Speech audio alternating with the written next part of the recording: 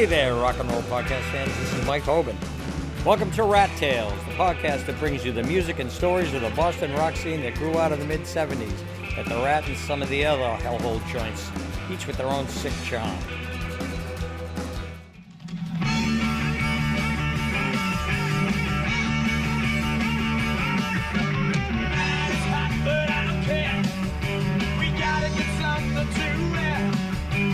Take the train down tonight, and everything's gonna be alright. It ain't nothing new, it's nothing new. It's due to the sky, so take a chance and let's rock. Breathe out the skin out of your sight, to feel your brain with something high. Take your time, but never stop. Yeah. Hello, Boston rock fans. We're here today with Fred Pineau, known mainly as the lead guitarist of the Atlantics, one of the favorite Boston rock bands of the late 70s and early 80s, as well as a whole bunch of other bands that Fred will tell you about. So happy to have you here, Fred. Hey, Big glad fan. to be here. Last time I saw you with Little Billy Lost. You have the T-shirt on today. I do. I'm representing. You're representing Little Billy Lost, and I saw they at Square Root in Rosendale. We just played there last Friday. Did you really? Yep. Oh, shit. I wish I had known. I wish you had too. Okay, so we're going to kick into the regular gear. What we like to do here is like you and I were talking about before the show started. I'd like to know where people's influences came from, where they came, what happened. And I think you told me, you said you got a really interesting family history. So why don't you just roll with that right from the beginning, starting with your dad or your grandfather, actually. Well, yeah. I mean, my family lineage is a little odd in its length because my father was born in 1900, and my paternal grandfather, was born in 1860 in Prince Edward Island in Canada. So my dad, at age 17, ran off kind of to join the circus, as it were. He entered vaudeville. And can I stop you? Did you say your dad was born when? 1900. 1900, which is, he would be like 123 now. Yes. Okay, all right. I just need to get that clear in my head. All right. And I have to sometimes get it clear. And you're in my 39, head. right? Yeah, exactly. That's exactly. really weird. He had me very late in life. Okay. You know. So no, I'm actually 73. Okay. And he went into vaudeville, and he never really left it. That was where his heart was, in vaudeville and performing. And the premier position in vaudeville was the MC, because the MC got to do a little of everything. He got to sing, he got to dance, he got to tell jokes. And my dad was the MC. And he did a lot of touring. He said he blew his big break because in the late 20s, when talkies came in, they were scavenging people from vaudeville and from Broadway to come out to Hollywood because they could talk. They had good voices. And the songwriting team that was on his tour, they used to tour in trains. And they had their own songwriters. They had everything was on the train with them. They were going to Hollywood. They had gotten scalped by a studio. And they said to my dad, "Come with us. We'll get you a contract." And the guy who ran the vaudeville show offered him $10 more a week, and he stayed. And he said he always regretted it, you know. Of course, if he had gone, I wouldn't be here, so I have mixed feelings about it. Well, you said you guys grew up really poor, too. So. Very poor, yeah. I mean, he performed all the time. He did have a job, but, you know, we really had next to nothing. And but I grew up listening to live music. I grew up listening to him play the American Songbook.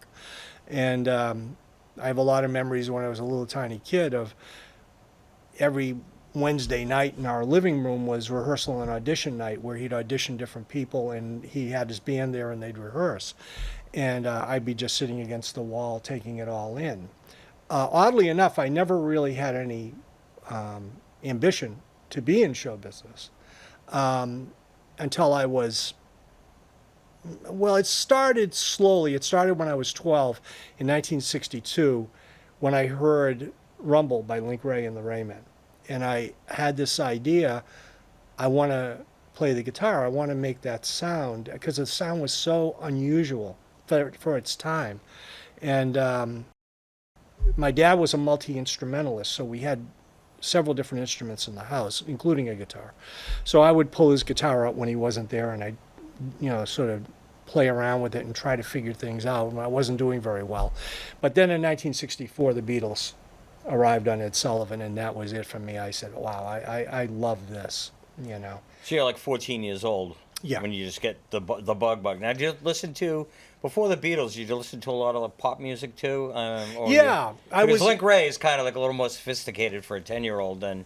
Well, it was 12. I was 12, 12. okay, I was okay. 12 years old Okay. now. Don't make me sound younger than I was. Okay.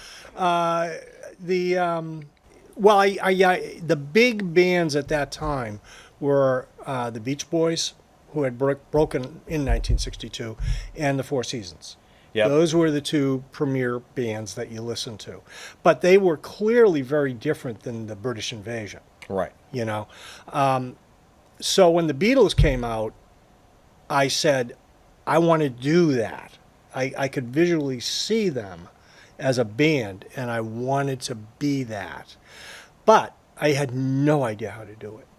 And several months later, it was my first year in high school, they had a concert, Now, where'd you go to high school? Brookline High. Yep. Is that where you grew up? Did Yes, I grew up in Brookline. We were a poor family in a rich town, so that was a... you grow up in Whiskey Point? Is that what they called it? No, Whiskey Point was near where I lived. I Okay. lived on Pond Ave by the Jamaica Way. But Whiskey Point was up... you know where the Brookline Hospital is? Yeah. Yeah, it was up in that area. Yep. That was where Whiskey Point was. And then where the projects are now, right? Yes, Yeah, yeah. exactly. And they were back then, actually, too. They built Veterans them a long Project, time right? ago.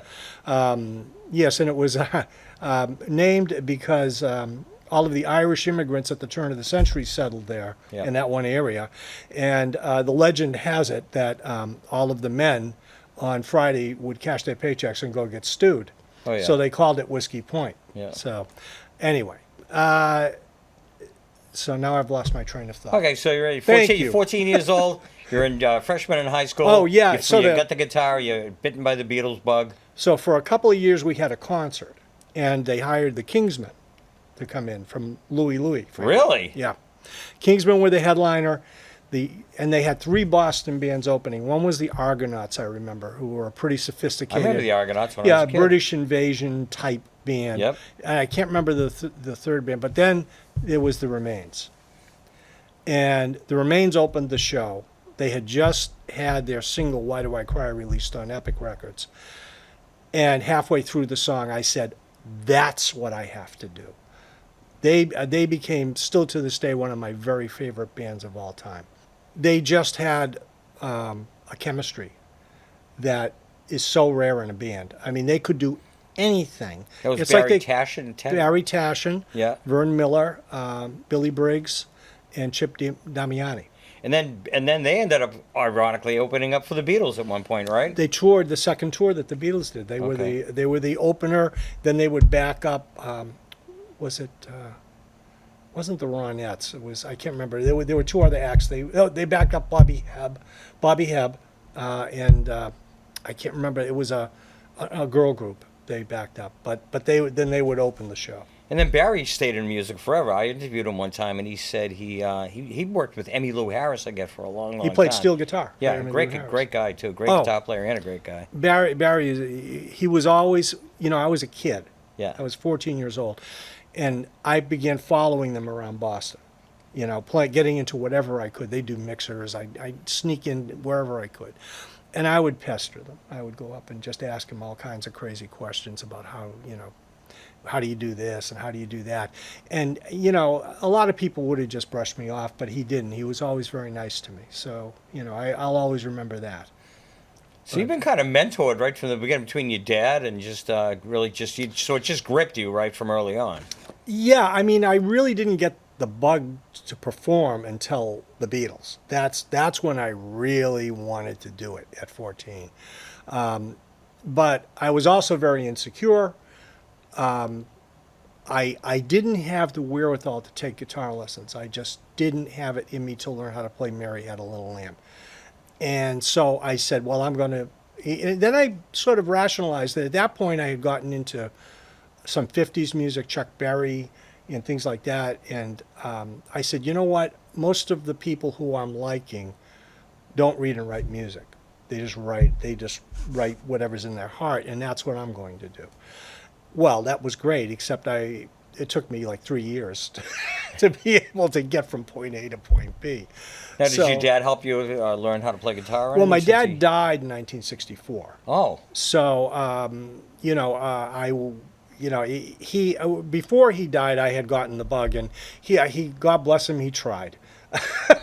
But I was a horrible student. I was just a terrible student, and I know it frustrated him because he was like, "Oh, my son, my only child, he wants to do this," and and he sucks. Yeah, exactly. And although for my grammar school graduation in '64, they did go out and buy me an electric guitar. They bought a 1960 Silvertone, the cheapest model Silvertone you could buy, one pickup, and a cardboard case. But it was an electric guitar. Oh, yeah. And I mean, I saw that, and it was like the Holy Grail. I just said, wow, I've got an electric guitar. So all these little things inspire you a little more. Right. So, I began learning how to play. And then when I was probably 16, there was somebody selling a Guild solid body called a Polara S100. And he wanted $100 for it, which to me... It's an awful lot of money. So I said, look, I want to buy it, but I don't have $100. And he said, And I said, look, here's what we'll do. I said, I'll pay you like $20 a week because I was working. I said, I'll pay you $20 a week and you keep the guitar until I pay you. And he went for that. So I was able to buy the Guild in that. So you're 16 years old now? Yeah. And then the next year when I was 17, at that point I was working part-time at Sears in the warehouse in the paint department, which was a lovely job. Up on Park Ave? Yeah. 401 Park Drive? Yeah, Park Drive. Yeah. And so I saved my money and I bought a used Fender Super Reverb amp. So that was my first real amp. So are you what are you doing right in the meantime? Are you playing with any No. You're just practicing. You're just learning how to play. You just sitting in my room. Really? Yeah. Did you have a lot of friends? Did you, or were you? Not a whole lot. When I was growing up, I was never into sports. I was always into comic books and art and different movies and things like that. So I didn't really have as big a social circle as a lot of people would have. But once I got into high school, I began sort of loosely connecting with musicians. So that was a little bit better, but I wasn't in a band, a real legitimate band, probably till I was 18, and then I was in the first sort of band I was ever in. What was that band? Do you remember? I can't remember what it was called. It didn't last very long, but I do remember, again, I was very insecure about my playing, but we got together to play and we played a few songs, and I remember everybody looking at me going, well, you've never done this before? I said, no. And so they were impressed enough that they wanted me to be in the band. So, and I went from there, but my musical career really, I'd say it started probably with the advent of a band called Automatic Slim. Named after the Wang Dang Doodle lyric? Exactly. By, Look at you Willie figuring Dixon? that out. Yeah, well, it said Automatic Yeah. Slim. Where'd I hear that? My sister had an album that somebody covered Wang Dang Doodle on, so I've always loved that song. I love this song too. Yeah. And that was a band that had John Havorka, who was in the Turbines, Okay. but he played bass in this. Robin Baltimore played drums, and Vampire Mike Cassell was the other guitar player. Mike went out to San Francisco and became a published author, and always played music. He unfortunately passed away in 2008, 2009. But it was a good band. It was a really good band. But we were playing original music, and you couldn't get shows. So this is what year would you say? 72. 72, okay. Yeah, 72, 73. Then there was another band I was in around that time called, I hate the name, it's called Ozone Shirley. And the only reason it was called Ozone Shirley is because we couldn't agree on any name. And somebody said, well, we might as well just call it Ozone Shirley. And everybody said, all right, we'll call it Ozone Shirley, you know. The ozone thing, the depletion of the ozone was a big thing in the 70s, remember? Oh, man. You know, and that band played at, there are some photographic evidence of us playing at the concert on the Commons in the Cambridge Commons. Really? Yeah. Didn't like Jonathan Richman and those guys play over there too? Yep, they did. And our bass player in that band was McGregor McGee. Our drummer was Richie Johnson, who played with the Boys later. Okay. And who was the other? I can't remember the other person in the band now. It's terrible. So anyway, but then it went to Automatic Slim, and then that broke up. Couldn't get shows, and you know, I ended up connecting with. I was trying to put together a band to do a Velvet Underground-y sort of thing, because in the 60s, even though I love pop music, I love the Beatles, I love that stuff, I also began listening to alternative music back in the 60s, like the Mothers of Invention. You know, the Velvet Underground especially. I bought their first album when it came out, and I was just blown away. I said, you know, we're at an era of incense and peppermints and, you know, all of this other stuff, and he's writing a love song to heroin. So I said, how does that happen, you know? And it fascinated me. And so I love rock and roll is another one. I heard rock and roll. The first time I heard that when I was a kid, I went, what do you mean? Despite all the amputations, she could dance to that rock and roll station. I'm like, what the hell? And it was just up my alley. Oh, yeah. So I can appreciate it. Well, you know, the first album was great. The second album I loved, White Light, White Heat. Yep. It had a song called She Heard Her Call My Name that was just, it was a raw emotion. It was just an amazing song. And then the third album was when rock and roll was on that, and Sweet Jane was on that. Right. That's probably 72. My sister turned me on to it. Sweet Jane was a song they always played in concert but never recorded. And I had a guy I knew, a musician I knew, used to go see them all the time. He said, I know that song, Sweet Jane. And he taught it to me before they recorded it.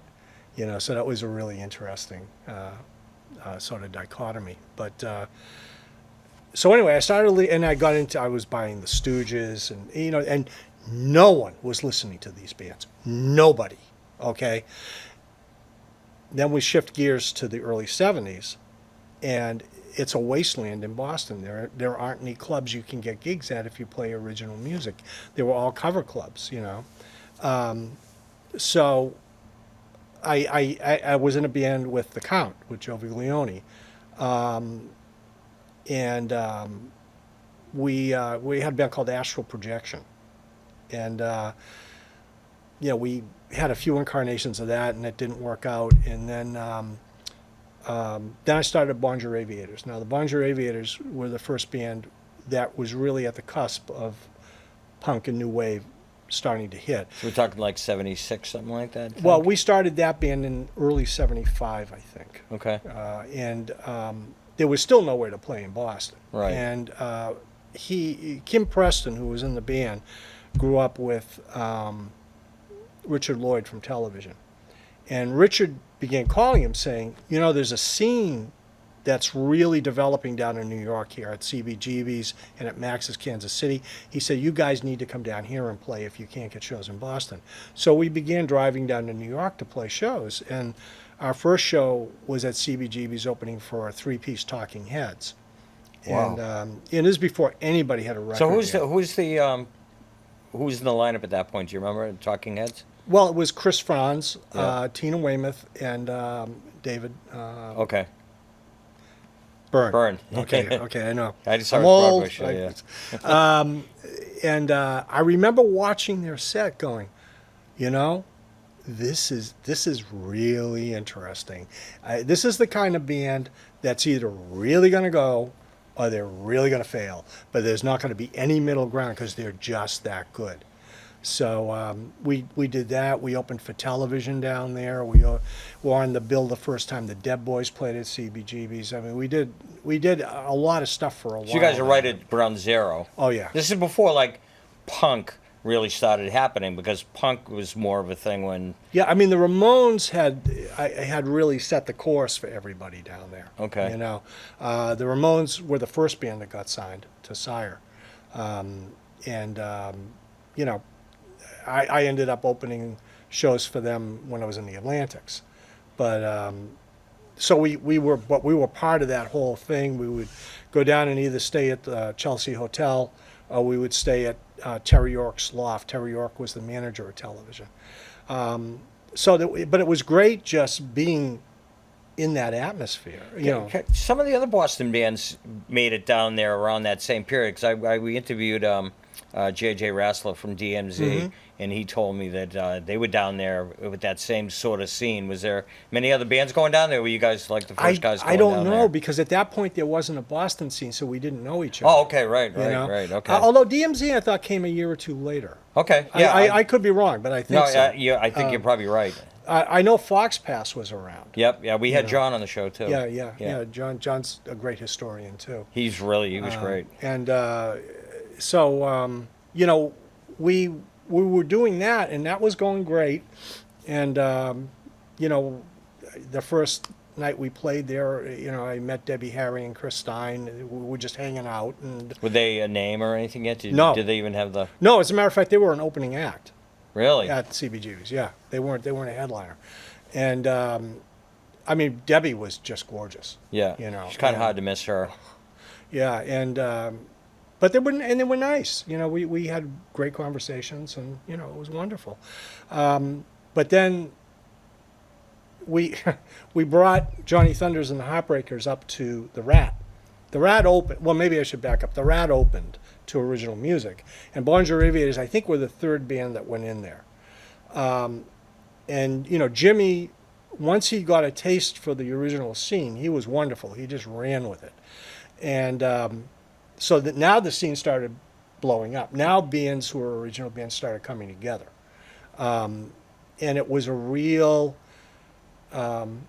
community at first. You know, everybody. You know, if you were playing a show and somebody broke a string, you'd grab your guitar and run out and hand it to them. You know, it was a real community. We all worked together, you know, so that kind of got rolling and got established. And I was trying to think of where I was going with this. Oh, yeah, so Bon Jovi Aviators, we told Jimmy, I said, look, we want to bring up Johnny Thunders and the Heartbreakers, because he didn't know who they were. And I said, trust Did me. you know who the New York Dolls were?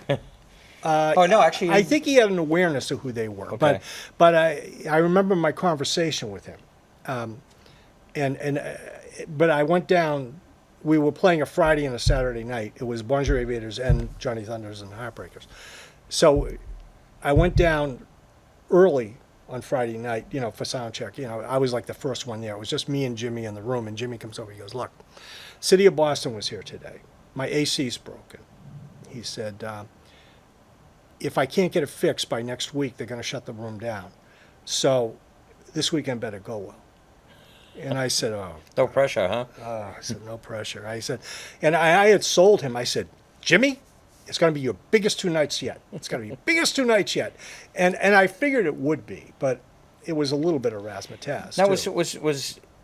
was Johnny Thunders and the Heartbreakers, were they like on college radio, or were they? I mean, was just because of the underground scene that people might have known who they are, or? Well, you know, they were getting played on college radio. Okay. Yeah, you know, and as it turned out, these were the last 2 dates they did with Richard Hell on bass. So Richard Hell played bass with Johnny Thunders? Oh, yeah. I did not know that. yeah, he See? was in television originally. Yeah, I know, yeah. And then he jumped to Johnny Thunders, and then he did Richard Hell in the Voidoids. Yeah. But That's who I saw. And then I saw television at the Rap. That probably wasn't until like 1990 or 1980s or something. yeah, well, they came in, and we did the 2 nights, and it was just blockbuster. I mean, it was amazing, and the place was wallpapered with people. And but at the end of the 2 nights, they insisted on walking away with basically all the money. Now Jimmy, God bless Jimmy Harold, he came to me. Kim was the one who negotiated the deal, so Kim was in there with them talking, and Jimmy came out and said, they want to walk away with all the money. He said, look, he said, if you want me to, I'll hand them half the money and we'll escort them out of the room. And I said no. I said, Jimmy, it'd be suicide for us, to really do that. So, let's just let it go. So they walked out with pretty much all the money. Because they were your buddies from New York too, right? So were they part of the? No, we didn't know Johnny Thunders. Oh, you didn't know? Okay, because I we knew didn't you know knew that. the other guys. Okay. Yeah, we had met the other guys and Okay. hung out with them, but we were hardly friends. But Didn't you crash? I remember reading somewhere. Didn't you crash at Terry York. Hort? Yeah. Yeah. Terry York was a nice guy. I mean, He was television's. Was he television's manager? Yeah. Okay. Yeah, and I mean, I don't know if you saw the movie CBGB's, but its heart was in the right place. But I don't think that they really caught it. I think that I'm trying to remember. Well, so anyway, we had a falling out with Kim that night, and he left the band, and we reconstructed the band with two other people, and we made the only record we ever made, The Fury in Your Eyes. Is that a single or is that an album? It was a 45. It was a 45. Yeah. Do you have copies of that? I have a couple of copies of it, and it's up on YouTube.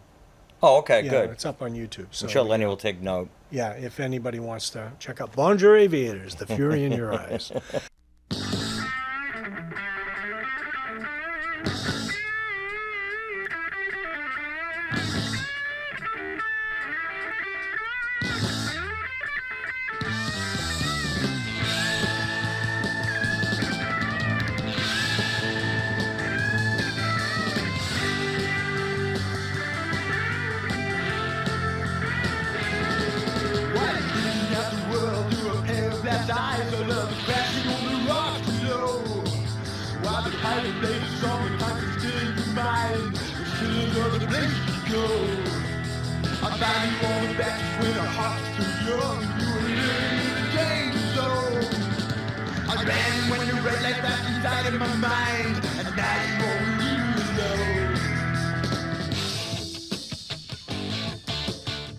So anyway, that band eventually broke up. We did a bunch of stuff. We had opened for television up in Boston too, and then I think we opened for Patti Smith there too.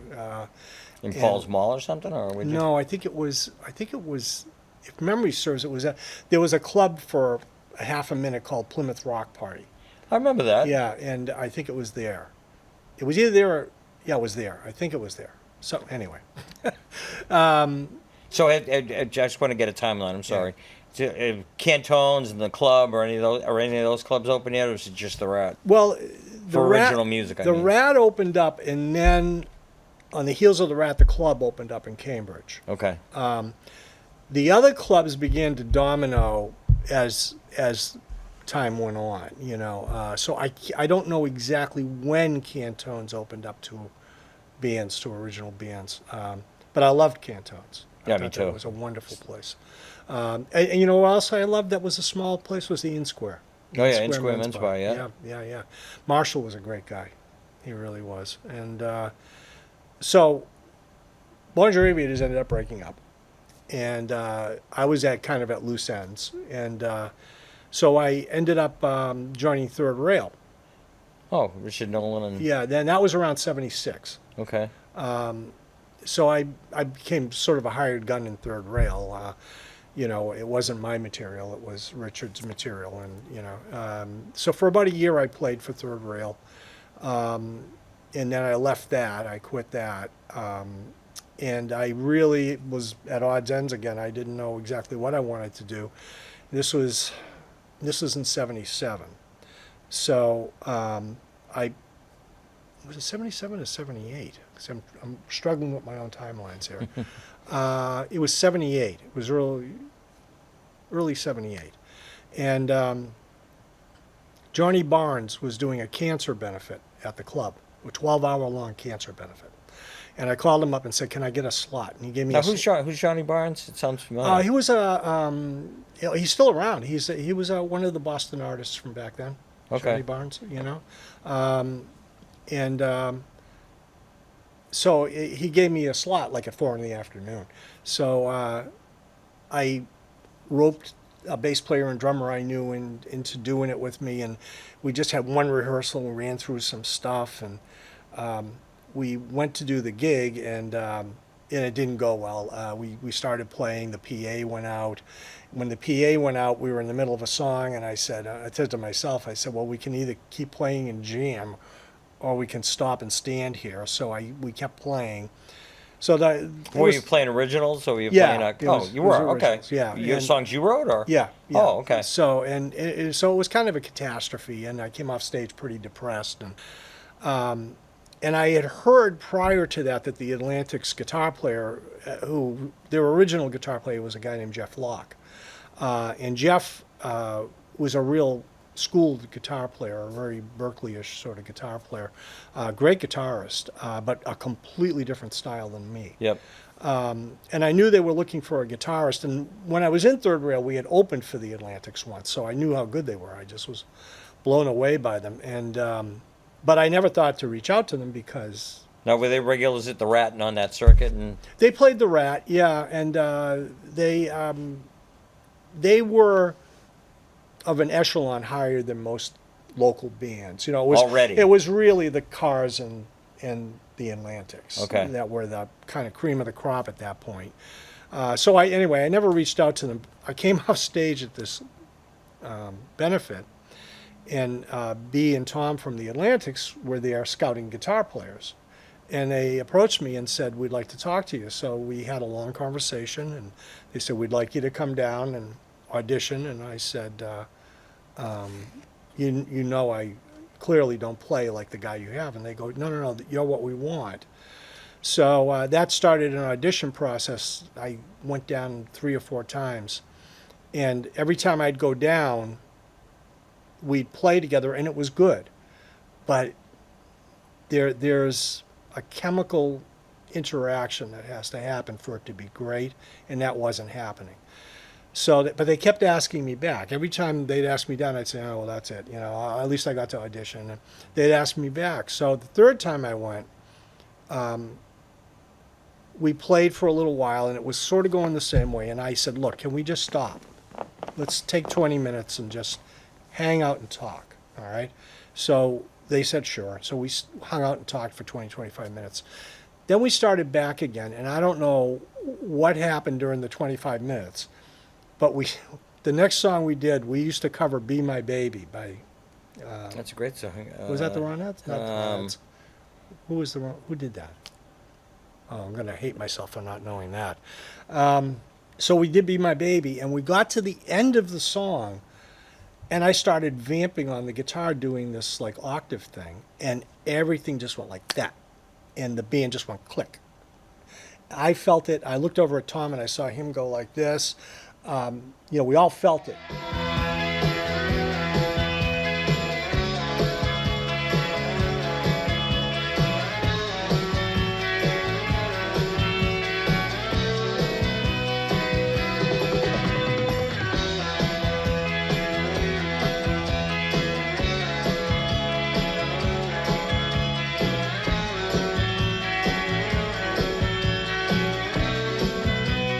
And from that point forward, every song we played was just in the pocket, totally in the pocket.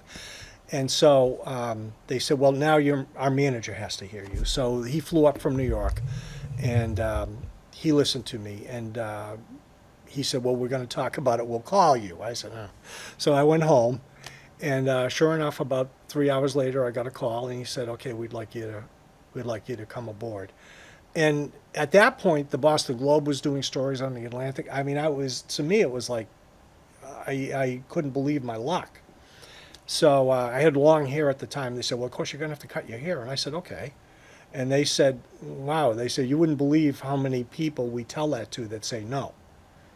And See, people forget that in the quasi-punk thing, that all I remember talking to JJ and Mark Bell from Thunder Trail. All those guys had like long hippie hair left over from the late 60s, early 70s. I mean, I had long hair up until I was like 75 or so. Really, really long hair, and then well, this was 78. I still had long hair. Okay, yeah. So, but I didn't care, so I said, hey, to be in a band like this, sure. So I got it all cut off and dyed it purple, and off we went. You dyed it purple? Yeah. And at that time, not the punk thing had started at that point. So people doing punk were dyeing their hair red and different colors. And Spike in it. Yeah, and so I dyed it purple. I didn't dye it like Dayglow Barney purple. I dyed it like a purple color. Okay. And Like Woman in a Nursing Home? no, not quite that bad. That would be now. The so at that point, I joined the band, and we started to perform together. And I remember my first gig was in Peabody, because the other thing I had to get used to was I used to have to fight to get shows. Now they had a booking agency, and they were playing 4 nights a week. So I had to get used to that whole way of doing things. I meant to stop you earlier. So, do you have a day job at this point? Oh, yeah. So you still have a day job. Oh yeah. What did you do? I was married and had 2 small kids. Oh, really? Oh yeah. And yeah, so you're like, how old now? In your 20s? Oh, yeah. I'm 28.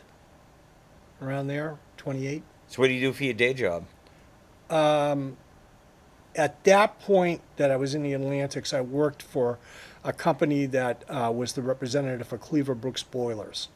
They provided boilers to huge buildings like hospitals and Okay. things like that. And I worked in their parts department, so I would, we'd get orders for parts all day from Cleaver Brooks Boilers, and I'd fill the orders. I do that. So that's what I was doing then. So up until you joined the Atlantics, and before they start to like move out of, do shows out of New England, so you still need to go to work every day. Oh yeah. So but you're playing out 4 nights a week now. Yep. Which you weren't when you were playing with the Nope. Bon Jovi Aviators. Nope. Okay. So I was doing that, and then about 2 months after I joined the band, we got signed. Which to me was, I was still shifting gears to being in a popular band. And now all of a sudden we had a record deal with ABC Records, a major label, and I was mind blown. I didn't know where to go with that, because it's funny. I always say that show business is a business of hurry up and wait, because you strive for something, you work for something, you wait and wait and wait, and then if it happens, you had better mentally prepare yourself for what's going on. And when I say mentally prepare yourselves, and now it's easier, we have the internet. Lily Tomlin once said, "This is show business, not show art." Learn the business. Because if you don't learn the business, somebody's going to give you the business. So,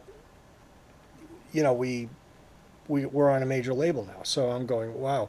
And the initial deal was just for 45s. Okay. And they wanted to send a producer and produce 2 sides for us and release a 45. What songs were those? The A side was going to be One Last Night, and the B side was Big City Rock. Okay. So they sent us a guy named Steve Duboff, who produced, I believe he did the Cow Cells. Was it the Cow Cells or the Partridge Family? The Cowsills. The Cow Cells, yeah. Because I always equate the Atlantics with the Cowsills in terms of sound. Well, Steve got there and he hated us. He just hated us. I don't know if he resented the fact we recorded in New York at the Hit Factory, which was where we did all of our recording. Oh. And well, not all of our recording. No, the but Hit all of- Factory was that's a huge deal, right? Oh yeah. Oh For those yeah. who don't know, it's a. Oh, it's, sure. you Yeah. Say Hall & Oates and. Yeah, like back then, it was an international recording studio. Hall & Oates did several albums there. David Bowie did 2 or 3 albums there. All of the big names were showing up at the Okay. Hit Factory. I ran into Paul Simon there one day. Oh, wow. I was at 3 o'clock in the morning. We were doing an all-night recording session, and I was tired. And I wanted some caffeine to spark me, because I never smoked or drank or did drugs or anything like that. So Everybody else is doing coke. You were looking I'm for looking for coffee? Coca-Cola, So the 6th floor at the Hit Factory, they had like 4 floors, and the 6th floor lounge had vending machines. And in those days in New York City, after 1 a.m., you couldn't get food delivered.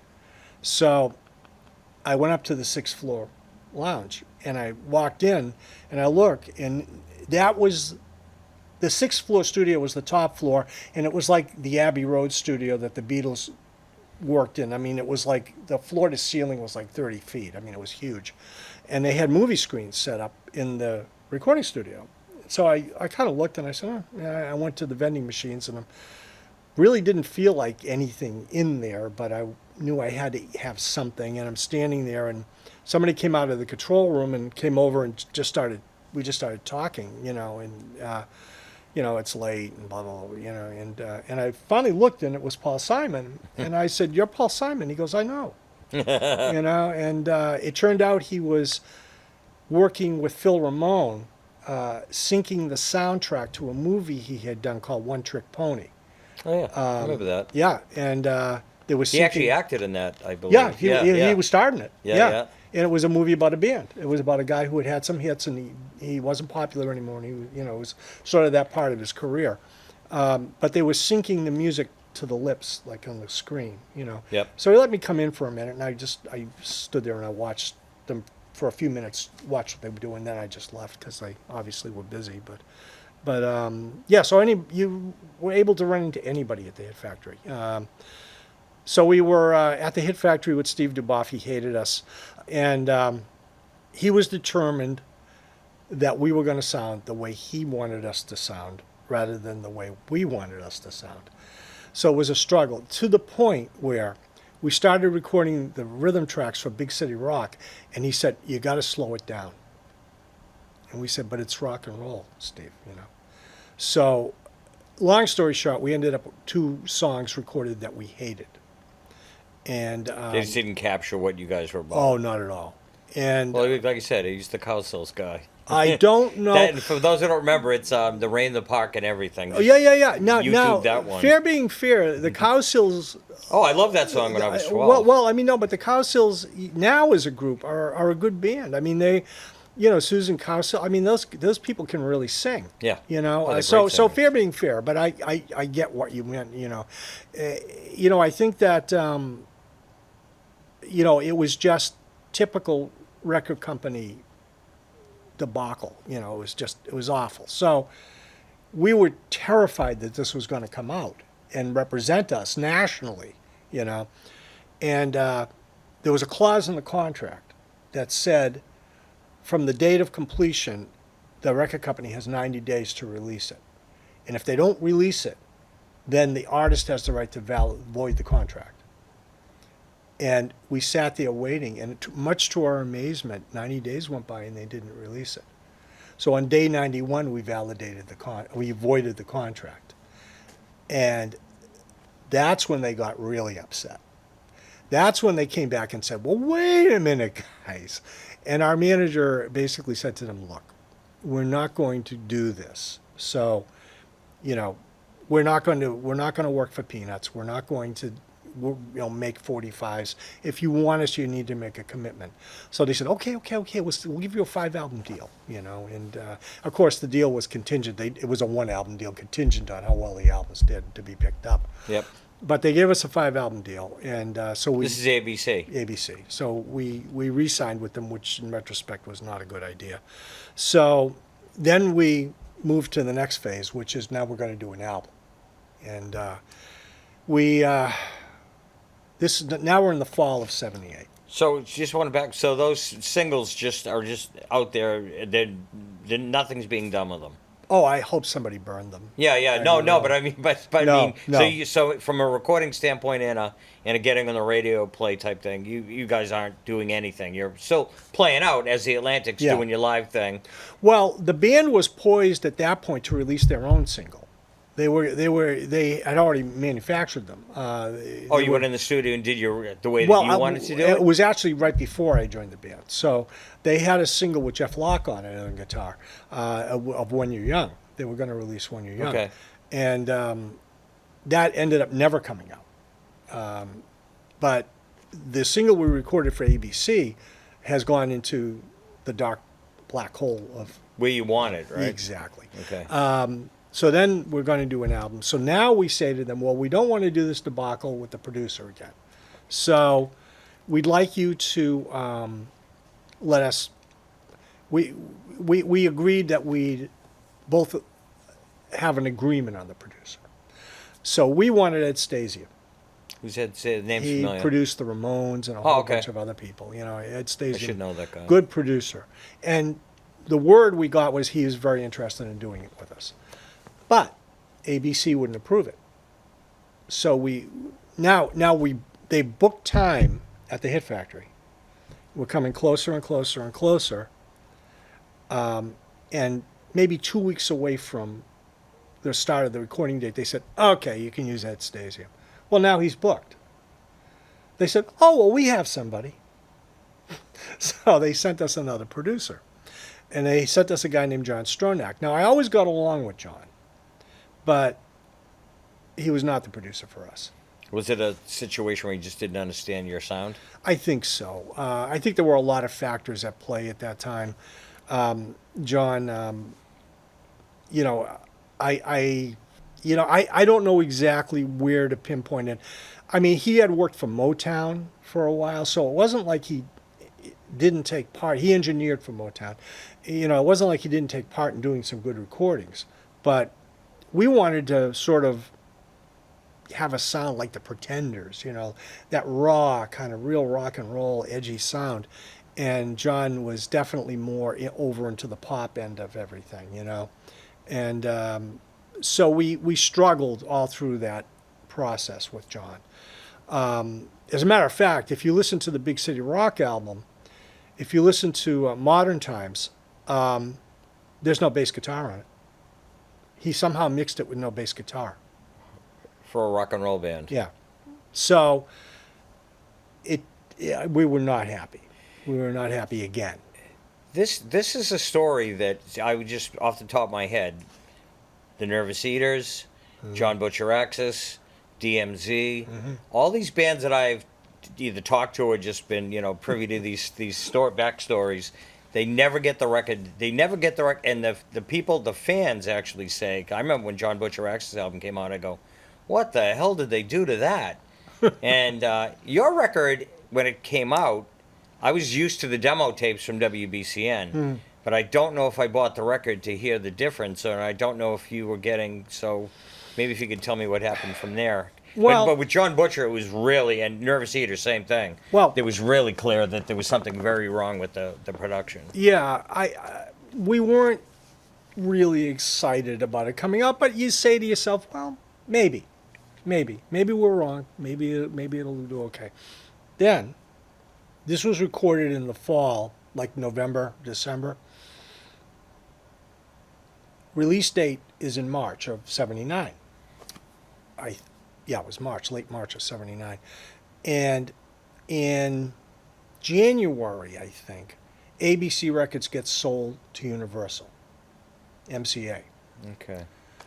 So now, MCA, anytime that a record label gets sold to another record label, there's going to be a bloodletting. They're going to let a whole bunch of people go. And because, they're not going to let the hit artists go. ABC Records, they bought ABC primarily for their country music roster because they had a very successful country music roster.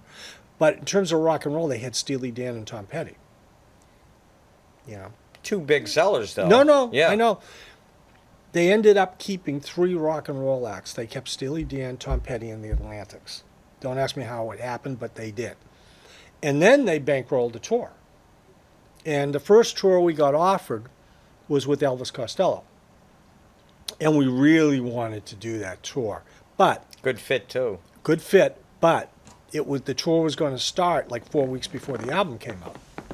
And we said we didn't think it would work. We wanted the album to be out while we were on the road. Yep. So then they offered us Roxy Music. And we by the way, we were signed with Premier Talent in New York at that point. Frank Barcelona and Premier Talent, who was the agency that booked The Who and a whole bunch of other huge bands at the time. And matter of fact, we had a meeting in the office with Frank Barcelona. And, everything was looking good. MCA actually treated us, I thought, very well. They bankrolled a good tour. We had our own tour bus. We stayed in good hotels. We had, a daily per diem. We really toured well. And then we went out with Roxy Music, which was like Alice in Wonderland. It Oh my was God. I had idolized Roxy Music from the Same time here. they had come out. So now we're going from clubs to the first show is at the Palladium in New York City, which is 2,800 people. And I remember walking out on the stage at soundcheck and just looking at the house, because as many times as I had been to like the Orpheum and different places, I had never seen it from the stage. Mm. So I walked out and I just stood there for a minute, taking it all in, And the thing that struck me was that it looked so small, it looked smaller than I thought it would look. But we began the tour. It was a great tour, and Roxy Music and their road crew treated us very, very well. And I got to know Brian, and particularly Brian and Andy McKay, during the tour, and they were super nice people, very, very nice. And they say you should never meet your heroes, but I met a lot of my heroes, and a lot of them were really nice people. There were only a couple that I would consider to be Like John douchebags. Cale. I heard the Like John Cale, story. yeah. That was such a disappointment because I was such a huge Velvets fan. And we were playing, that's back in Bon Jovi days, we were opening for television at Max's Kansas City. And somebody had come up after we played and was asking me about the band. And he asked me what my influences were. And I said, oh, the Velvet Underground. He goes, well, John Cale's right over there at the bar. And I said, wow. And then Tom Verlaine broke a string. Now, when Tom Verlaine broke a string, they had no backup guitars, and Tom would stop, get a string, sit down, string the guitar, stretch the string. He had one of those oscillating tuners, and he tuned the... So for about 15 minutes, you were dead air. So when that happened, I said, I'm going to go up to John Cale. I didn't want to bother him while they were playing. So I walked up to him, and I said, John, I said, I'm Fred Pineau. I said, I'm from Boston. I was in the opening band. I said, I just want to tell you how much I love your music. I love the Velvet Underground. I love your solo albums. I really like your music. And he looked at me and said, yeah, well, I'm here to see TV, man. I said, you know what? Fuck you. I don't know if I can say that. No, you can. Fuck's fine in the show. And So he was there to see television. You said. yeah, and it was like, what, dude? What are you watching him restring? I mean, is this an integral part of your evening? I mean, but I just got really angry really quick, and I don't usually snap like that, but I snapped at him, and I turned around and started to walk away, and he yelled after me, well, but thanks for listening to the... I said, yeah. So anyway, that was a disappointment. A few others were disappointments, but for the most part, everybody was really nice. Yeah, especially you said Brian Ferry and Brian McKay. Ferry was a great guy. Yeah. As a matter of fact, to illustrate how sort of humble and down to earth he is, we played a show, I think it was in Wisconsin, and the load-in was a nightmare because there was a little tiny alleyway. They had 40, 45-foot trailers, and they couldn't back them down the alleyway. And it took them forever to do that. So when we arrived for sound check, it was chaos. They had rainbow lights from London, and the light show was insane. They opened the first number, they looked like they were all in the middle of flames. I mean, it was just incredible. Well, apparently, once they got the equipment in and unloaded and set up, Rainbow Lights went to test the lights and blew out all the circuits in the building. And that's when I learned about British Road Crews. Because with British Road Crews, that show's going on, no matter what they have to do. The electrician from the road crew went outside. He found one of those big gray boxes up at the top of the poles. Yep. He went up there and opened it. It's 480 volts coming through that thing. He had a step-down transformer. He put big battery cable clips on that thing. He ran it into a step-down transformer and into the box and powered that show. That's insane. And the show went on. Now, we didn't get a sound check. Only Roxy got a sound check, and it was like they were holding doors for Roxy to sound check. When Brian came off from their sound check, he walked up to me and put his arm around me. He said, I'm really sorry you didn't get a sound check. Now, I mean, we did a lot of concert work. Nobody does that. So that was just he was just such a great guy. Very, very nice. And Andy McKay, too. I had great conversations with Andy McKay. He talked to me a lot about touring and about what to expect and, different things like that. It's very encouraging because it's like so many of the guys in rock and roll that you hear the stories and you just go. I remember like Bowie when he was still getting high was like not a nice person, and I met him once, and he was super nice when I met him. Yeah. Yeah, very, very nice guy. We ended up talking about our kids. Oh, really? Yeah. Yeah, so it was pretty so he may have settled down by then. Oh, yeah. Yeah, I think so. And, but, I think that the thing that I discovered very early on is these are just people. They're just people. Now, they may have different ego than a lot of people, but they're just people. So I just want to check in on a couple of things. One is, so before you start the tour with Roxy Music, the record is released. Are you happy with the record? Do you like the way it sounds? No. Not really. No. Well, so MCA, we're now on MCA Records. Okay. So MCA decides that they're going to release One Last Night as the single. And our manager said, we don't like it, can we remix it? And they said yes. So our manager went into the studio and there was a remix done, which was a little bit better. And they released it as a 45 and as a 12-inch single. And the 12-inch single actually got released after the Roxy tour. And there was a radio station recording the Oakland, California concert. So MCA put out One Last Night on one side of the 12-inch single.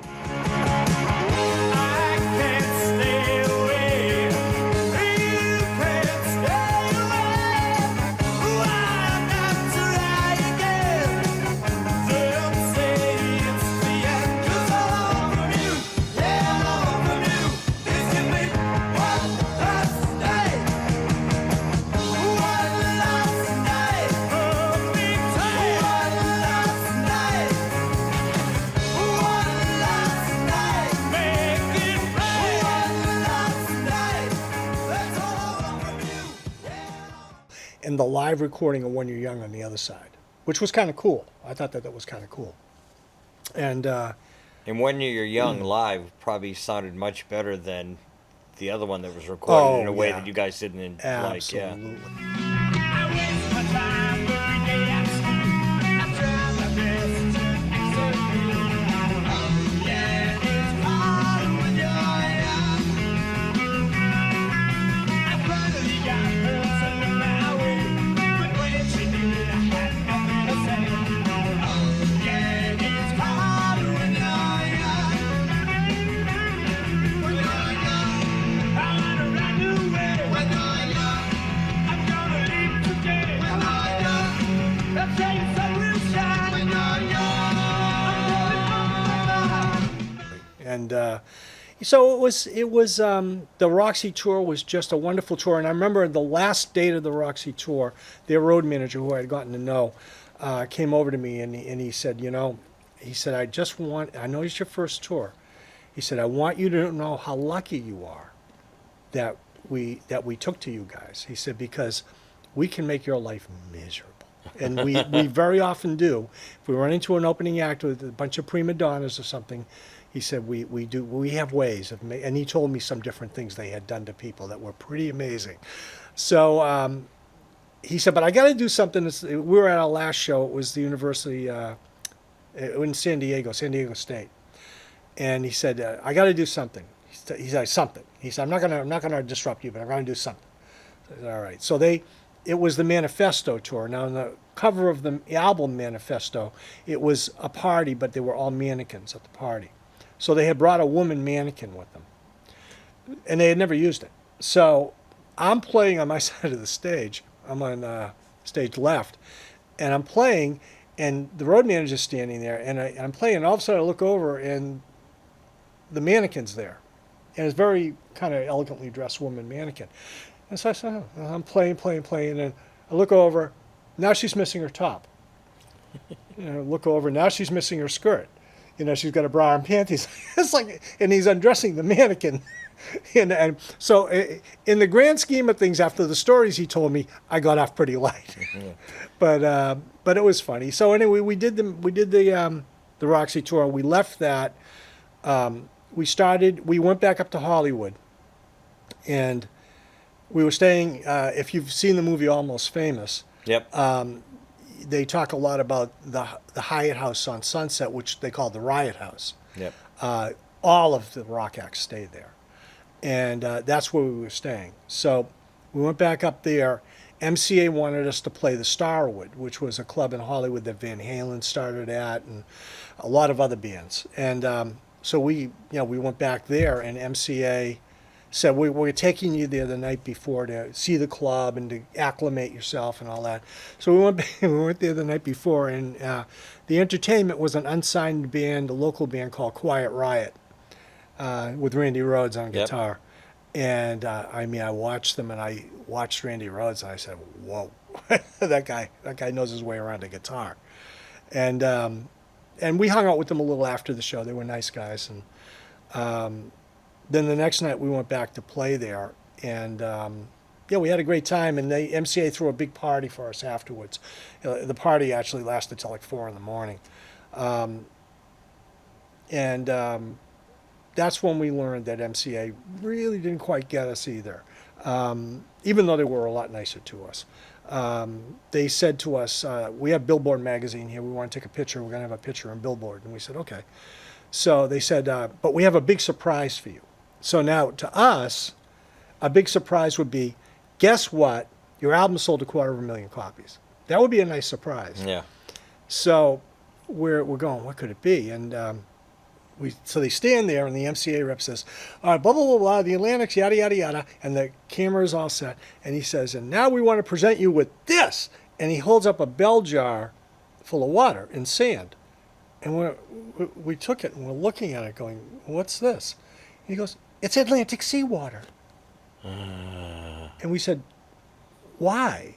And they said, well, you're the Atlantics. It's Atlantic seawater. Don't you get it? And we're like, seriously? I mean, dude, really? And they go, yeah, we had the Florida affiliate, MCA affiliate, get this from the ocean. So we're like, dude, how's the album doing? And they said they had to retake the picture. They said, you didn't look surprised enough. We have to retake the picture. So we came off of the tour, and on the way back, we toured back across the country. We were playing concert clubs and doing different things like that. And Without Roxy, just on your own. on our own, yeah. And in Cincinnati, we opened for Robert Gordon. Oh, I love Rob Gordon. Great rockabilly singer. And I think we did another concert thing on the way back there too. I can't remember exactly what it was right now, but we get back up to New York, and we're just parting company with the tour bus when Premier Talent calls, and they said, okay, now you're going to drive. It was in North Carolina, I think, or South Carolina. You're going to drive down there. You're going to play a baseball stadium with Boston is the headliner, the band Boston, with Boston, the Atlanta Rhythm Section, Poco, and you guys. Poco. So we said, all right, so now we pile into a station wagon. Yeah. So we're driving down. That's not quite as much fun. So we pull into the back area of the baseball stadium as we're supposed to be going on stage. Our road manager, Billy Budd, ran up and said, get out of the car, get your clothes on, tune your guitars, and get on stage. So we ran inside, we changed our clothes, we tuned our guitars, ran on stage, and remarkably, we had a pretty good show, a pretty good set. And so then we're like, oh, now we can go home. And we got a call from Premier Talent saying, we want you to drive to Lake Geneva, Wisconsin, 2 nights, outdoors, opening for Heart, 50,000 people a night. And I said, ooh. And everybody else went, no, we want to go home, And I mean, I had a wife and 2 kids. I was like, it wasn't like I didn't want to go home, too. Your day job is now in the rearview mirror. You don't have a day job anymore, right? No. Yeah. So you're a full-time musician. Yeah, so I said, I was like, oh, guys, maybe we ought to think about this. I mean, and they were like, look, if we have to spend the next 3 days in a car together, we're going to kill each other. So anyway, we passed on the show, which in retrospect was a huge mistake, because at that point, Premier Talent, I think, went, okay, these guys aren't serious. Right. So we're tossing these guys shows that anybody would kill to get, and they're They would not- walk there. Yeah. So we came back to Boston, and when we came back to Boston, we took a little time off, and then we got together and started working on new material, and began working on a song called Lonely Hearts. Before you go there, I want to back up for 1 Mm-hmm. minute because something I should have got you on before. So you come in and you replace Jeff Locke. Yes. Okay, so why don't you tell our people who's in the band at this point? Oh, I mean, yeah, oh, we oh, never oh, went you into mean that because I'm a huge fan in the of Atlantics? Yeah, in the Atlantics. When yeah. I first joined the Atlantics, it was Tom Houck on rhythm guitar and vocals, B. Wilkinson, Bruce, he went by B, on bass guitar and vocals, and B wrote this lion's share of all of our songs. Bobby Marin was the lead vocalist, gifted guy. He's. I just was listening to a bunch of tunes yesterday and today, and like, he's a great singer. Well, he was trained for Broadway. He is you a know. great Yeah, singer. He really is a great singer, great front man. Yeah. You know, and Ray Fernandez was on drums, and we. So that was the lineup up until we got back, and then when we started working on new material, Ray Fernandez quit. And there was Did Ray play with other people? Why is his name so familiar to me? Just because. well, he played with Primary Colors. There was a Primary Colors, or I can't remember. He did play They were in a a Boston band. band, yeah. He played. I don't know if it was them or another band, but he did play with another band, a known band after that. Okay. But we got into a dispute about his part on Lonely Hearts, and he quit. We start now. We have to audition drummers. So we're going into the summer now. We get back, late April, early May, something mid-May, So you guys aren't playing at all. You just No, you no, just- now you- we're working on Tour's material. over. Now you're working on material. and now we have to replace our drummer. Yeah. So we auditioned, I think, 22 drummers in 3 weeks. Holy shit. Yeah, and the litmus test. We didn't tell them this, but the litmus test was, we want you to come in. We had our own set of drums, so we want you to come in. We want you to play kick, snare, and hi hat. That's it. Kick, snare, and hi hat. We want to see how you keep time. And almost every single drummer couldn't do it. They'd play halfway through a song, and all of a sudden they'd be rolling around the toms, and they wanted to impress you with their dexterity, which Yep. I understand, but we wanted to know how well they kept time. So it wasn't working out. We weren't, and there was one drummer we auditioned who we thought would probably work. Weren't 100% sold. So we were going to have that guy come back for one last time and basically give him the gig. But before that day, before he was going to audition, we got a call from our manager saying, I got a call from Paul Caruso, who was the drummer for the band Sass, which was a great Boston band. And they're not together anymore. He's looking for a gig. He wants to audition. And we were like, oh, come on, 22 drummers, And he said, no, I think he'd be worth auditioning. Audition him. So we said, all right, well, we'll work him in before the other guy comes. So we show up, and Paul's there. Paul's a good-looking guy. He came up and was like, just like that. Just snapped right in place, And he sang like a bird, too. So it was just like bang. And we knew instantly that this was the guy.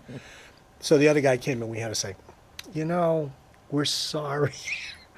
Did you even let him play? Yeah, Oh, we okay. let him play, and we were like, we think we're going to go in another direction. He was not pleased, but, you got to do what you got to do. And so that's when we worked most of that summer on new material. And So this is like 1981, you think? 80.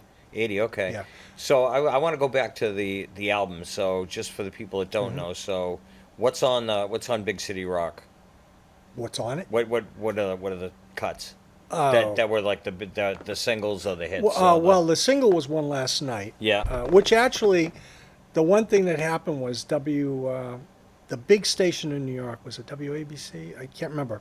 But when it was released, that New Year's Eve, they played that at midnight, One Last Night. So that was like, this is great, Now, if they had played it in rotation, I would have been much more impressed. But Did you ever get any of the things from that record in rotation on a national level, you think? no, Okay. no. And it was a hit in Columbus, Ohio. We did manage to find that out. You know, oddly enough, we didn't play in Columbus, Ohio, but Well, that's it funny. was a hit in Columbus. Actually, they liked us in Atlanta too. We went to Atlanta to play, and they liked us there. But One Last Night was the single.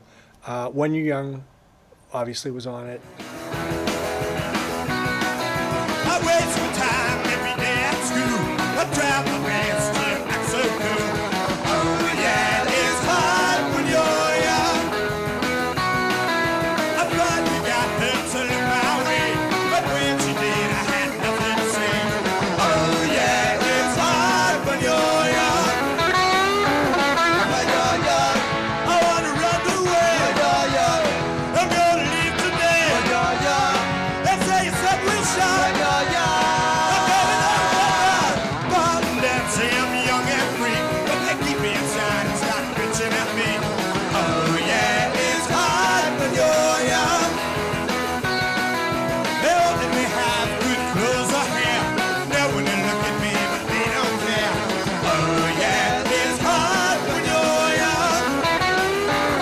When you're young, I wish they would die. When you're young, oh yeah, I want to cry. When you're young, I'm gonna explode. When you're young, oh, this hurt, oh no.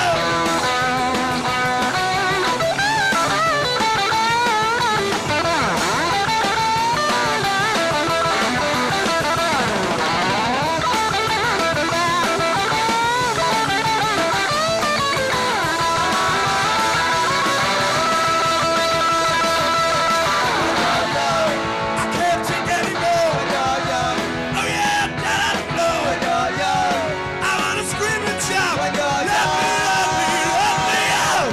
People say you'll get your way.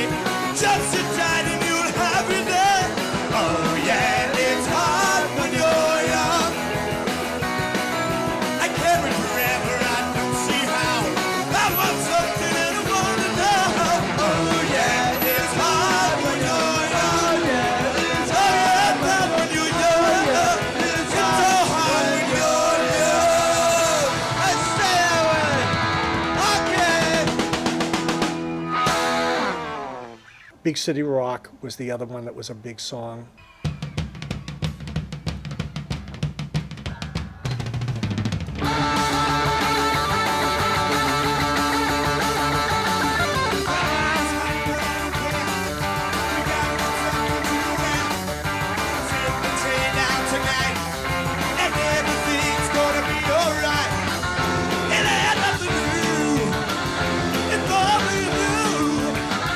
It's the superstar. Still think you're just a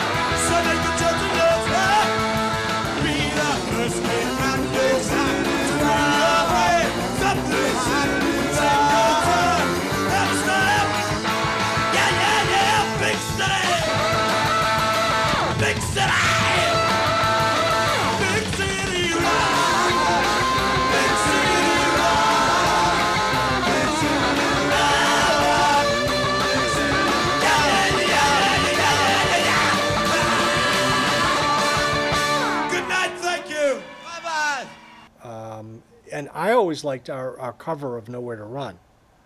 I always thought we did a good cover of that. And those were probably the four. And Teenage Flu. That's a Phil Spector-ish kind of song, right? Oh, it's a Motown No, song. it's what? Martha and the Vandellas. Oh, okay. Nowhere to Run. Martha and the Vandellas, Yeah, that's what I yeah. said, a Phil Spector-ish song. Yeah, Yeah. Motown. Yeah. You know, and Teenage Flu got some attention too.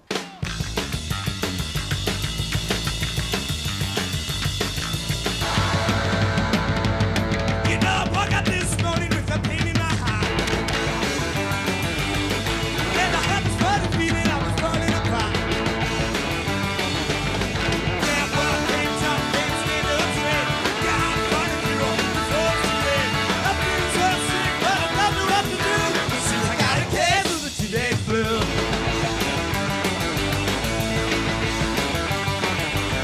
I think I'm getting the chills, but my feelings high. It seems so hard to think you don't know what to reply. I feel so tired, but I can't sleep. My stomach hits at me, but I don't want to eat. Guess what's about that? I'm feeling so blue. See, they got a case of the teenage flu. Is this normal? Am I alone? I really don't know where I'm going. All of my problems got to me.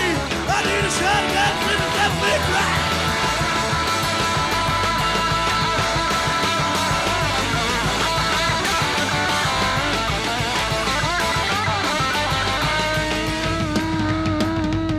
You know I'm much too young to die like this. Maybe I'll get better if you give me a cut. Without you work, I'm still the same. I'll never know what's causing the pain. I need a solution, but I'm too out of blue. It seems I got a case of the teenage flu. It seems I got a case of the teenage flu. Oh yeah, I got a case of the teenage flu. Got a body good for the teenage flu. Body good for the teenage flu. Wow! Wow! Teenage flu.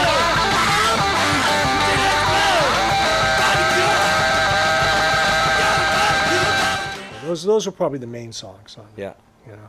And So that's what you toured with Roxy Music. So Right. it's pre-Lonely Hearts, yes. you know. Yeah. Yeah. So now we went back to the Hit Factory to record Lonely Hearts. You're still with MCA. Still with MCA. Well, no, actually, MCA dropped us. Okay. Yeah, we went through the summer, and we basically finally our manager went back to them and said, "When are we going to start a new album?" And they said, "Well, we need to talk." Okay. So they dropped us. So we recorded Lonely Hearts. We went into the studio and recorded Lonely Hearts into the Hit Factory. And actually, Paul Caruso did something I've never seen a drummer do. We did the rhythm track for it, and they weren't happy with the kick drum. And Paul said, "I can overdub it." And they said, "We might have to redo the whole." And they said, "No, I can overdub the kick drum." So he overdubbed just the kick drum, and he did it perfectly. You know, so yeah, that was kind of a neat thing to see. But anyway, we did Lonely Hearts. We had M & Company, who had done album covers for Talking Heads and other people, do the album cover art for it. We went down to New York City to do the photo session down there. It was down by the United Nations building, and we got out at like 2 a.m. From the photo session, and we're driving down the street, and we passed a gay bar that was for a biker gay bar called the Headhunter. And there were all kinds of people out on the street, and we were driving down the street, and there was like a transgender person who had breasts, and two guys had apparently been giving her a hard time. So she's walking down the street with her shirt open, yelling at them, and they're yelling at her. Thankfully, there was no violence, but they were in a heated argument. And I drove by saying, "This is New York. This is only in New York," you know. And I said, "Good for her, you know. She's not taking any crap from anybody." But anyway, we ended up prepping Lonely Hearts for release. Then the Knack hit with My Sharona. Yeah. And MCA said, "Who do we have that does that kind of pop rock, skinny ties? What about those Atlantics?" So they called us and they said, we want to re-sign you. So we said, great. So they brought us to New York and they wined us and dined us, and it was a wonderful day. And we go up to, at that time they had a West Coast president and an East Coast president. So the East Coast president was the guy who wanted to re-sign us. So we go into MCA. They take us into a boardroom. There's a big meeting. Then we go into the president's office, and he goes, look. And we're psyched. We figure, oh, this is great. We're going to we have Lonely Hearts. I mean, this is going to be great. And he said, okay. He said, there's a song that's out now. It's #1 everywhere in the world, except it hasn't come out in the United States yet. And we want you to cover it quickly. We want you in the studio like tomorrow to cover the song. And we're going to release it as a single. We're going to put like a couple of $100,000 in promotion behind it. We know you can break the top 10 with it. You might be able to break the top 5. God is with us, maybe #1, who knows. So he plays us the song, and it's Pop Music by M. Pop music, talk about pop music. And we sat there kind of in horror because it's a novelty song. Yeah. Really, and we said, but. Belongs on Dr. Demento, not on BCN. Yeah, and I said, we said, we don't have synthesizers and keyboards. They go, well, does anybody play keyboards in the band? And Tom said, well, I play some piano. Well, we'll get you a keyboard. Yeah, but so anyway, long story short, we ended up saying, we really don't want to do this. We have Lonely Hearts. We think this is a hit. Did you play Lonely Hearts for them? Oh, yeah. And was it was it produced the way that you, it was the single. Like it was the single. Okay. That you heard. And the guy said, you know what? I think Lonely Hearts, I think you're right. I think it is a hit. But we want to push the door open, and this will push the door open. We want to do that. So anyway, long story short, we said no. And their interest in signing us ceased. So that was the end of that. And forward we went. So for people who may be listening that have never heard Lonely Hearts, to me is one of the greatest songs that it's like, why isn't this song one of like the anthems of rock and roll? I mean, that's in my opinion. When it first came out, when I first heard it on BCN, I was blown away. Last night I play in a band and we do covers, and we said we really should do Lonely Hearts. I'll ask Fred when I see him, and I'm saying, and everyone's going to be happy because the drummer gets to be featured, the bass player gets to be featured, the guitarist is gets to, you go insane late, halfway through the song, and the singer, it's like, if you like to scream, it's like, that's the song you want to play, and it's a great fucking song. Well, thank you. Like, for me, it's always been one of those great underappreciated songs that the rest of America really should have known about, or the rest of the world really should have known about. At the time it was released, we were going through a breakup with our manager, and we were under contract to him. So it took 9 months to finalize the breakup with him. And during that time, Lonely Hearts ran its peak, and for 6 months, it was on the WBCN local top 10. 1 week, I kept getting the Phoenix going, oh, this is the week it falls off. And it wouldn't. It was still there. And 1 week I got it, and I looked at the local, top 10, and it wasn't on it. And I said, oh, that's the week. It wasn't on it because it moved into the national listing. It got so many requests. It was on the top 20 national songs. Because it was in the rotation. Because it was in the rotation, So the song, I call it the gift that keeps on giving. I mean, it's just, people from Boston and people who know the band and know the song just love it.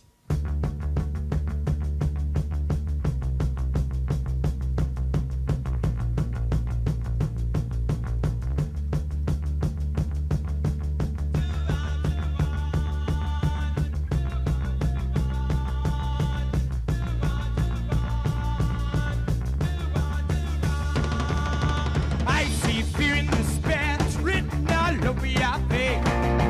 But it's no disgrace. Life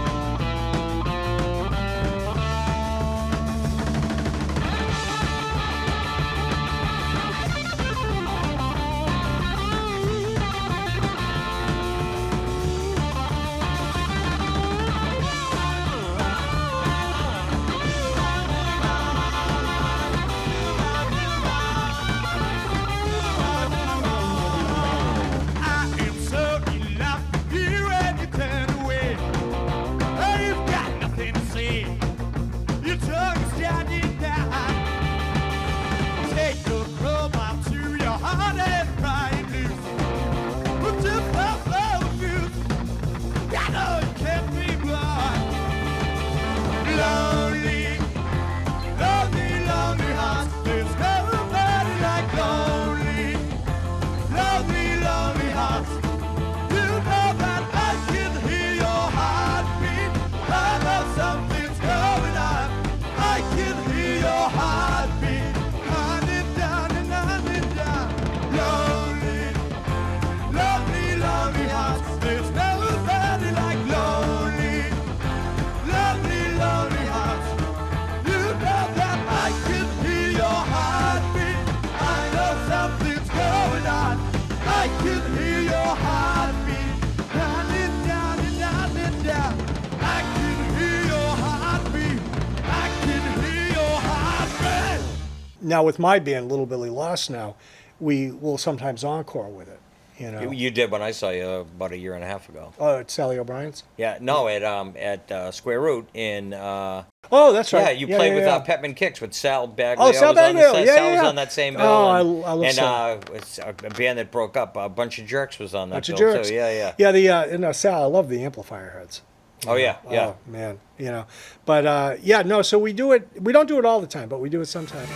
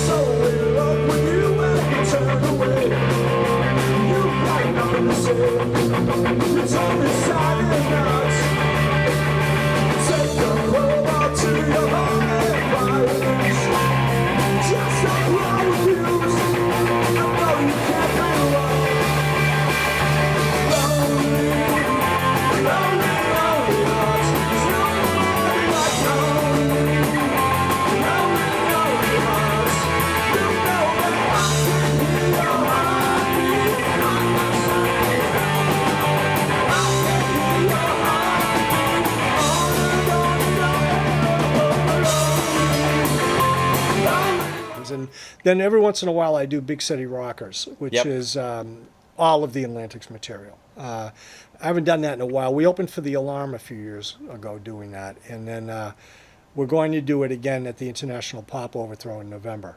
And where's that? Yeah, it's going to be at the Square Root. Really? Yeah, In yeah. November. yeah, and we're doing the Big City Rockers, which is all Atlantic's.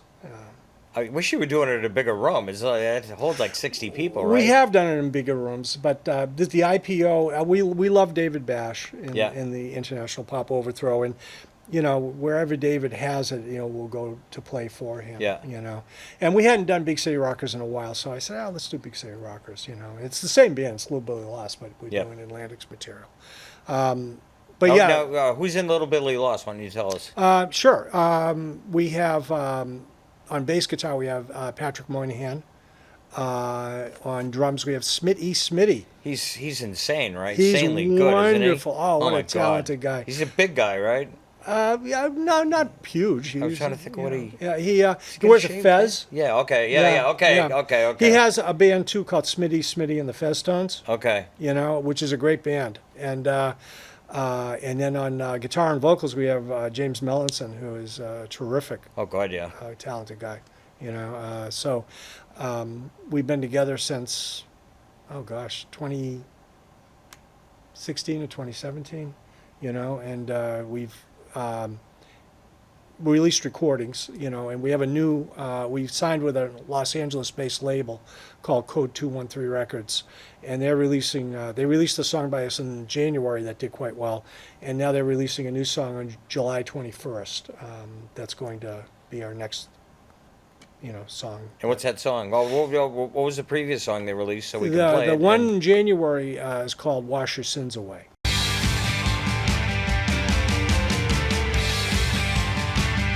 Here at Vegas Alley, where we all are skin tight. Remington Slim was doing business after midnight.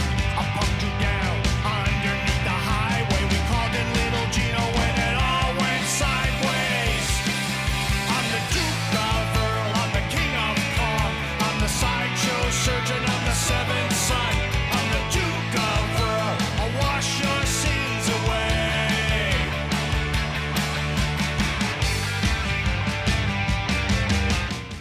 Okay. And the one that they're going to release on July 21st is called Dance Angelina Dance. Every night under that old devil moon at a Key West bar in the dunes, she comes my way. When she walks, she sways like palms in the breeze. She's silhouetted against the sea. She is my wildest dream.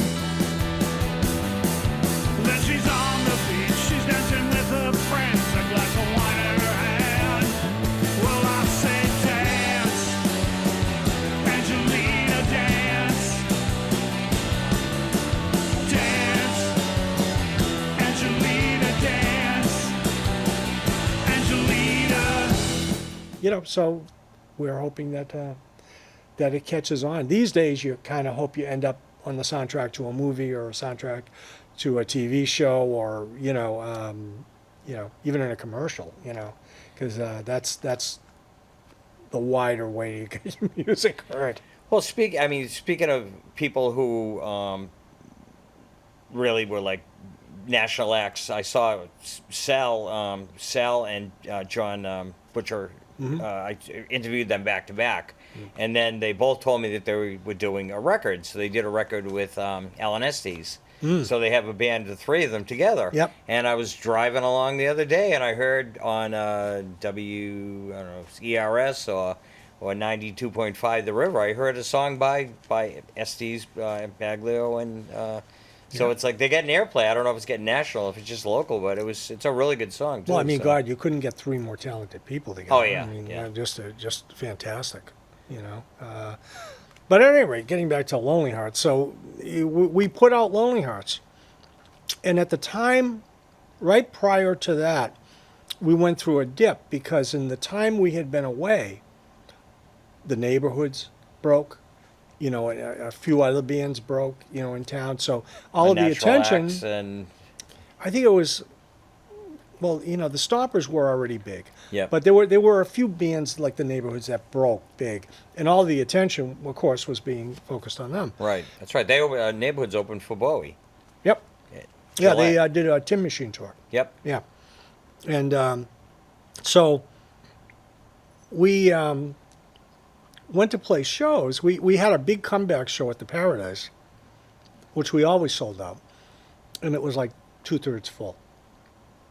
So, long story short, we weren't selling rooms out anymore. So our manager came to us and said, we have a choice. We can either headline clubs on weeknights, or we can open on weekends. And we were violently opposed to opening for anybody. But he convinced us. He said, look, a lot of new acts have come forward. He said, it's the natural progression, but if we can get out in front of all these people and remind them who you are, then, that coupled with the release of Lonely Hearts, will put us back where we need to be. Great strategy. Yeah, it was. And we fortunately, we went with it. And I remember when I knew it was going to go well was we got booked to open for Robin Lane and the Chartbusters at the main act in Lynn. I remember the main act. Yeah. Yeah. It was a big room. And so they had a local band, like a sort of a regular local band open, and then us, and then Robin Lane. And we went on, and we were just going to release Lonely Hearts. We went on and we got 5 separate encores. So that's when I said to myself, okay, this is going to work. People still like us, And that night, a new disc jockey at BCN was there by the name of Carter Allen. And that started a friendship that I've known Carter for 43 years. And Carter came up to me and said, you guys are great. Do you have any records or something I can promote? And I said, well, let me get you Lonely Hearts. We're just releasing it now. And I gave him Lonely Hearts. And he called me and he goes, this is really good. He said, this is really good. And I know that he went to the powers that be at BCN and said, we ought to play this.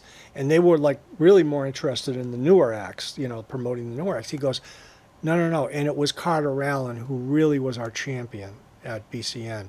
He really, that was the hill he was going to die on. He really promoted us. I'm reading his book now, The History of BCN. It's called Boston Free Radio Boston. Free Radio Boston. Did you It's ever good. read his book about U2?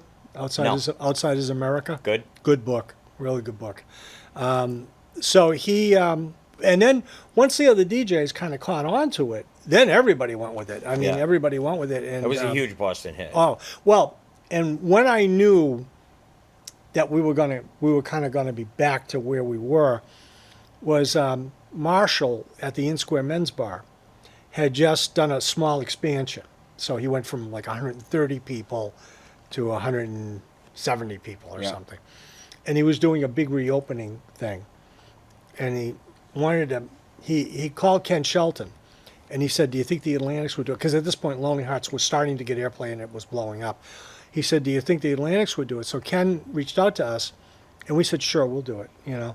So I'm driving to the show with Bobby Marin. I picked him up and we're driving down Cambridge Street. Bobby said, look over there on the sidewalk. What's going on? And I look over and there's a line of people going all the way down Cambridge Street and wrapping around onto Hampshire Street. I said, I don't know. What's happening? And all of a sudden he went, Fred, that line starts at the In Square. He said, that's for us. Wow. And I said, wow. And that was a great night. We're back. Oh, it was a great night. You know, it was a good night. Marshall, I mean, I love the In Square anyway.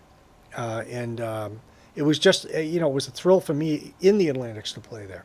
But Even though you just played a bunch of big stadiums there the year before. you know what? I love big shows, but, and they mean a lot, but give me a club the size of the Rat. Yeah. A nice sweaty room with, people that are really packed in and really into the music. And you can really feel the people there. Like, right before we went to do Big City Rock, we played 5 nights in a row headlining at the Rat. The last night, I'm on stage playing, and there's a guy walking around the Rat who's head and shoulders above everybody else. I mean, really tall guy. We're coming off stage. I said to Billy Budd, our road manager, there's a guy out there that looks like Brian May from Queen. He goes, it is Brian May from Queen. Wow. He said, him and John Deacon are down here to see you guys. And what it Were was they on is tour? were just starting the tour for the jazz album. And they were playing the Boston Garden the next night to start the tour, but they were looking for something to do. And somebody at BCN said, oh, you go down and see the Atlantics, you'd like them. So they went down to see the Atlantics. So we all end up in the dressing room, hitting it off, really nice guys. Yeah. Brian and I really hit it off. We had a really great sort of intimate conversation about guitars and music and tone and he said, you guys got to come down and see us tomorrow night. And I said, yeah, I think we can pencil that in, So we went down the next night, and of course, what an amazing band. What an amazing band. And after the show, we went backstage and hung out with them for a while. And then again, this is a testimony to how humble some people can be. Brian pulled me aside and he said, how did I sound during like Tying Your Mother Down? And what about this and what about that? And how did I sound during this song? And how did I sound during that song? And I was sort of giving him feedback, and I said, yeah, I saw you kept going back to your ramps. And he goes, couldn't get in the pocket. I felt it mid-rangey and blah, blah, blah, blah, blah. And we're talking. Finally, I said, Brian, why do you care what I think? I said, at this point, you've sold 30 million albums? I've sold 8. I said, what do you think? And he goes, and he said something to me I want etched on my tombstone. He said, because I liked your sound and I respect your opinion. And Wow. I said, for somebody of his stature to say something like that, it just indicates sort of what a wonderful guy he is. And everything I've ever heard about him, aside from that, is that he's such a nice guy. And he really is, we talked a lot about him and his father building his guitar in their garage. He's just a great guy. So, a lot of the people you meet, like I said before, are really nice people, And I've been lucky, because even meeting Paul Simon, I mean, he's got a really big reputation for being a real curmudgeon, and he was super nice to me, you know. So, you know, it's, you know, I've had nice conversations with a lot of the people that we opened for. When we opened for Foreigner at the Cape Cod Coliseum, the guitarist Mick Jones, is it Mick Jones? Foreigner, I think. maybe. Yeah, I was talking to him, and he was telling me that they were touring on the Urgent album. Okay. And he was telling me the story of how they got Junior Walker to play sax on that, you know, and it was a great story, you know. It was that they had a sax player, and the guy was good, but he just wasn't, they wanted that Junior Walker sound. And then somebody said, hey, Junior Walker's playing at the Longhorn in New York. So they all went down to see him, and they went backstage afterwards, and they said, we'd like to hire you to play on this track. And he goes, sure. So he told me, he said he comes in the studio, he sets up his sax. We play the track for him once. He said, okay, now run it again. He said, we run it again. He does this really incredible sax solo. And he goes, how's that? And they go, Junior, that was great. He goes, great. He goes, packs up sax. And they go, wait a minute. We have to do more takes. He said, why? You said it was great. And they said, well, it is great, but we might have stuff we want to use. You know, maybe you'll do something else. And he thought they were nuts. But he did it. You know, he did it, you know. But so, you know, you run into people, and, you know, you open for them. And like I said, for the most part, we had a wonderful time, you know. You know, we did some great shows. So let's go back to so you get re-energized playing at the In Square Men's Bar. Lonely Hearts just is getting ready to come out. It comes out, or It comes out. It just come out. Just yeah. comes out. Yeah. So then it comes out. So you guys get re-energized, at least locally. Yeah. Because I know you only did the one album. Yeah. With MCA. Yep. But with MCA. Well, it was Yeah. ABC, but it came Yeah. out. It came out. The label said ABC, but it was actually on MCA. Universal. Okay. It was actually Universal. So then, so you're starting to play again. So you get your second win, and then you have the other hit, which is Pop Shivers, right? Oh, we had a few hits. We had. No, I know, but I mean, that's Yeah. the first one that pops into my Yeah, head. yeah. You Lonely pun Hearts. intended. When Lonely Hearts finally peaked out, which was 6 or 7 months after it was released, then we had Pop Shivers, and at that point we had started going to Downtown Recorders in Boston to record, and we did a lot of demos there, and we did a lot of actual recordings there. So we did Pop Shivers, and that came out next, and that was a big hit, a was a big huge radio hit, yeah. hit. And then we That followed. didn't get national airplay, did it? No. Because it's one of the ones, another one that showed It was up. never released, Yeah. other than 2 radio stations. It was never released as you couldn't buy it.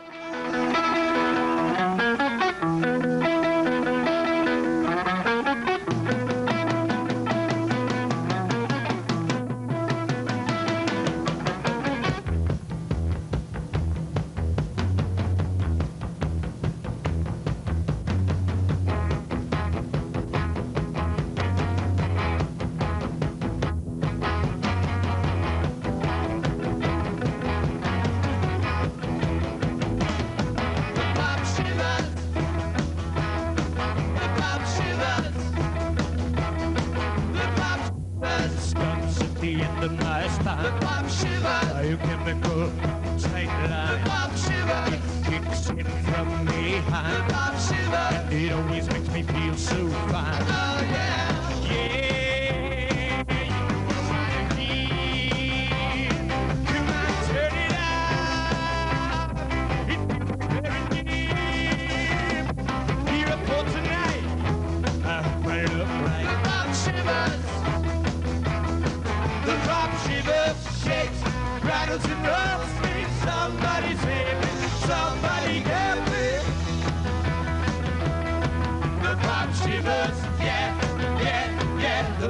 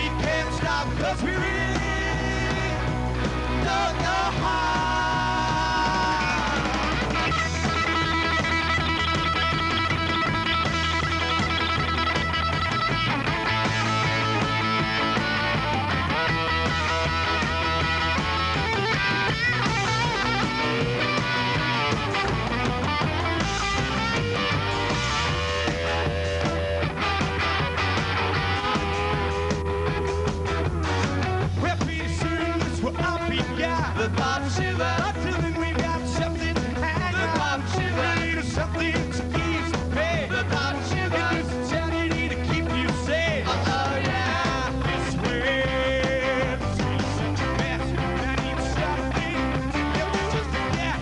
Pop music. It's growing the nothing. Without the shivers. Got me up the track. To take them away. The pop shivers. The pop shivers. Shakes. Rattles and rolls. Need somebody save me. Somebody get me. The pop shivers, yeah, yeah, yeah. The pop shivers, yeah, yeah, yeah. The pop shivers, yeah, yeah, yeah. The pop shivers, yeah, yeah, yeah. The pop shivers, shakes, rattles and rolls. Need somebody save me, somebody get me. The pop shivers, yeah, yeah, yeah. The pop shivers, yeah, yeah, yeah. The pop shivers, yeah, yeah, yeah. The pop shivers, yeah, yeah, yeah. Then let's see, we followed that up.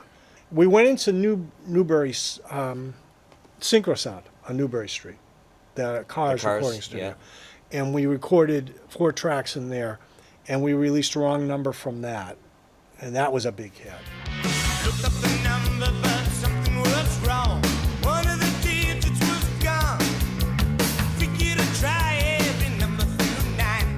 Picked up the phone and I started to dial. Stopped in the middle to work up my nerve, but I couldn't rest till I telephoned her. Down 426 3560. Asked for Jardine, but the person said no. Sorry to bother you, I won't be long. This number is wrong. So sorry, wrong number. Sorry, wrong number. Sorry, wrong number. Wrong number. Oh, Weekend. Weekend. Weekend. Which is a great song. Yeah. So it was Pop Shivers Weekend, Wrong Number, after Lonely Hearts. And Weekend, Ken Shelton used to start the noonday, you know, he had that everything Yep, on every day at noon. And he would play, on Fridays, he'd play Weekend. He'd start the show by playing Weekend. I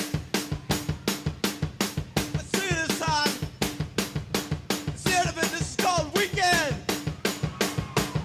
1, 2, 1, 2, 3, 4.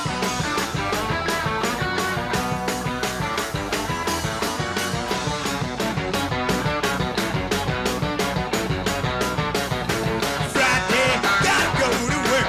You know it really hurts to get up on Friday morning. My boss helped me again. It always happens when I played on Friday morning all week. It gets worse and worse. We set up the curse. Is this your idea of pleasure? Bragging all through the day. I gotta find a way to escape out of the syndrome.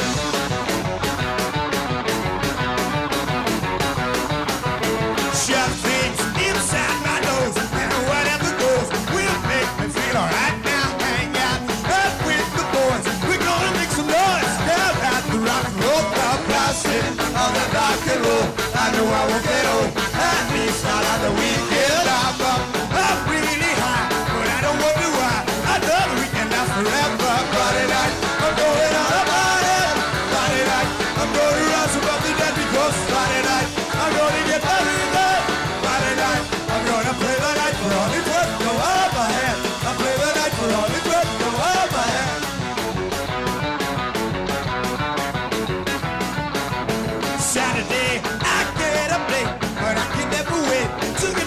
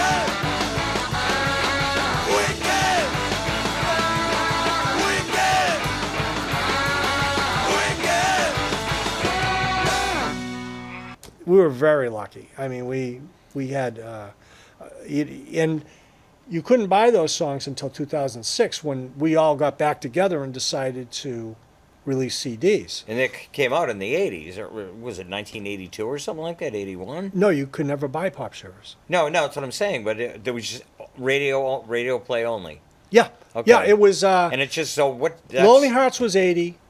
Pop Shivers, I think, was 81. Weekend came in late 81, early 82. And then Wrong Number came in 82. And then we broke up in the middle of 83. So some of your best material came after you actually had your first album. Oh, I think our best material. Yeah, and I would say, Oh, yeah, for me, I mean, I agree. You know? because you can go back to the album and listen to it, but it's not the music the sound that you wanted. So people aren't really going to be able. The only way they're going to be able to find out what you sounded like with that material is if they find live versions. And you have, there's at least one or don't you have? Is there a live CD? Of you guys Yes, playing there was a bunch of live material? CD, but that CD, we released 3 CDs in the mid-2000s. One was just called The Atlantics. It has kind of an Andy Warhol-ish cover that Tom Houck did. It's got all of the hits on it. It's got Lonely Hearts, it's got Pop Shivers, Weekend, Wrong Number. And then it has a lot of songs we recorded but never released that we did live. So songs like Perfect Stranger.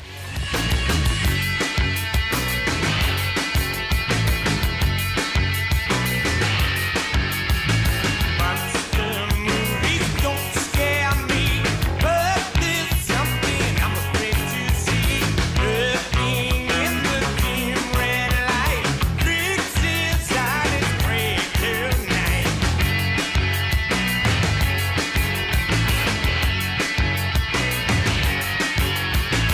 Perfect stranger scans the place.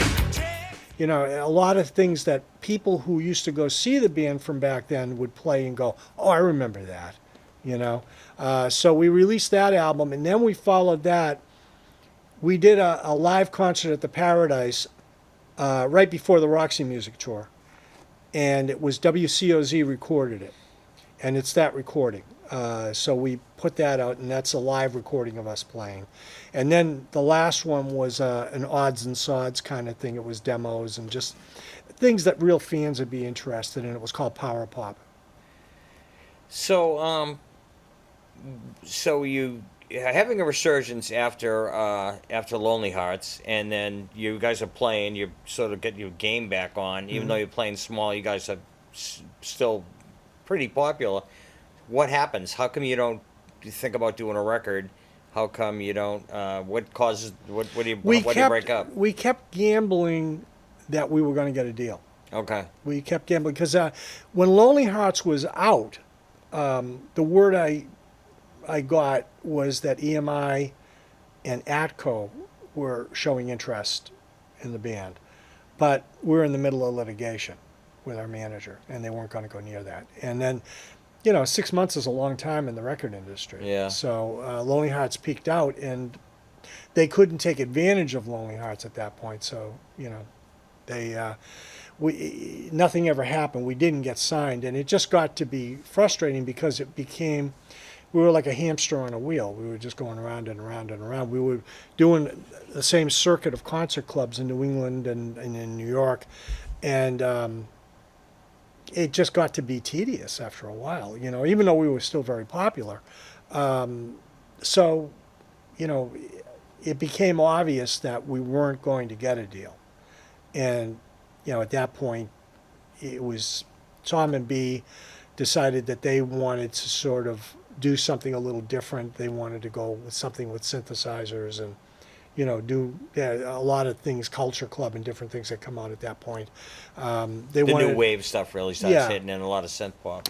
Yeah, so they wanted to do that, and so we just decided to call it a day rather than, you know, doing some other form of the Atlantics that really wouldn't be the Atlantics. So what happens after that? There's Ball and Pivot, right? Ball and Pivot, yeah. And who's Yeah, in which there? they did quite well with. you Yeah, know? and who's in there? You guys got MTV players. I wasn't in that. Okay, you were. I mean, the guys that went. I'm sorry, I forgot that. The guys that would Ball and Pivot, they had like an MTV kind of minor hit, right? Yeah, they had a video that did well on MTV, and I mean, this sounds awful for a record company sort of person, but I rarely watched MTV. You Yeah. know? Yeah, I didn't watch it very much, but yeah, no, I think it was the song called Down. Yep. It might have been, yeah.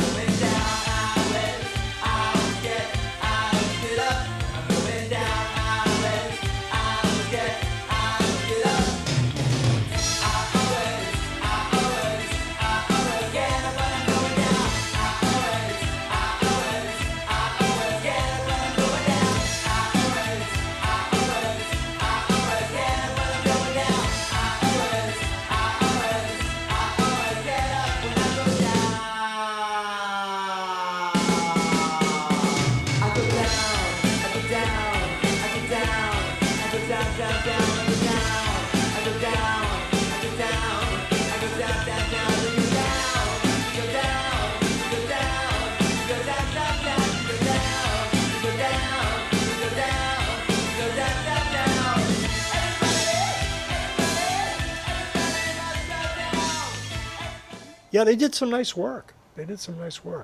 And they had Paul Caruso for a while on drums.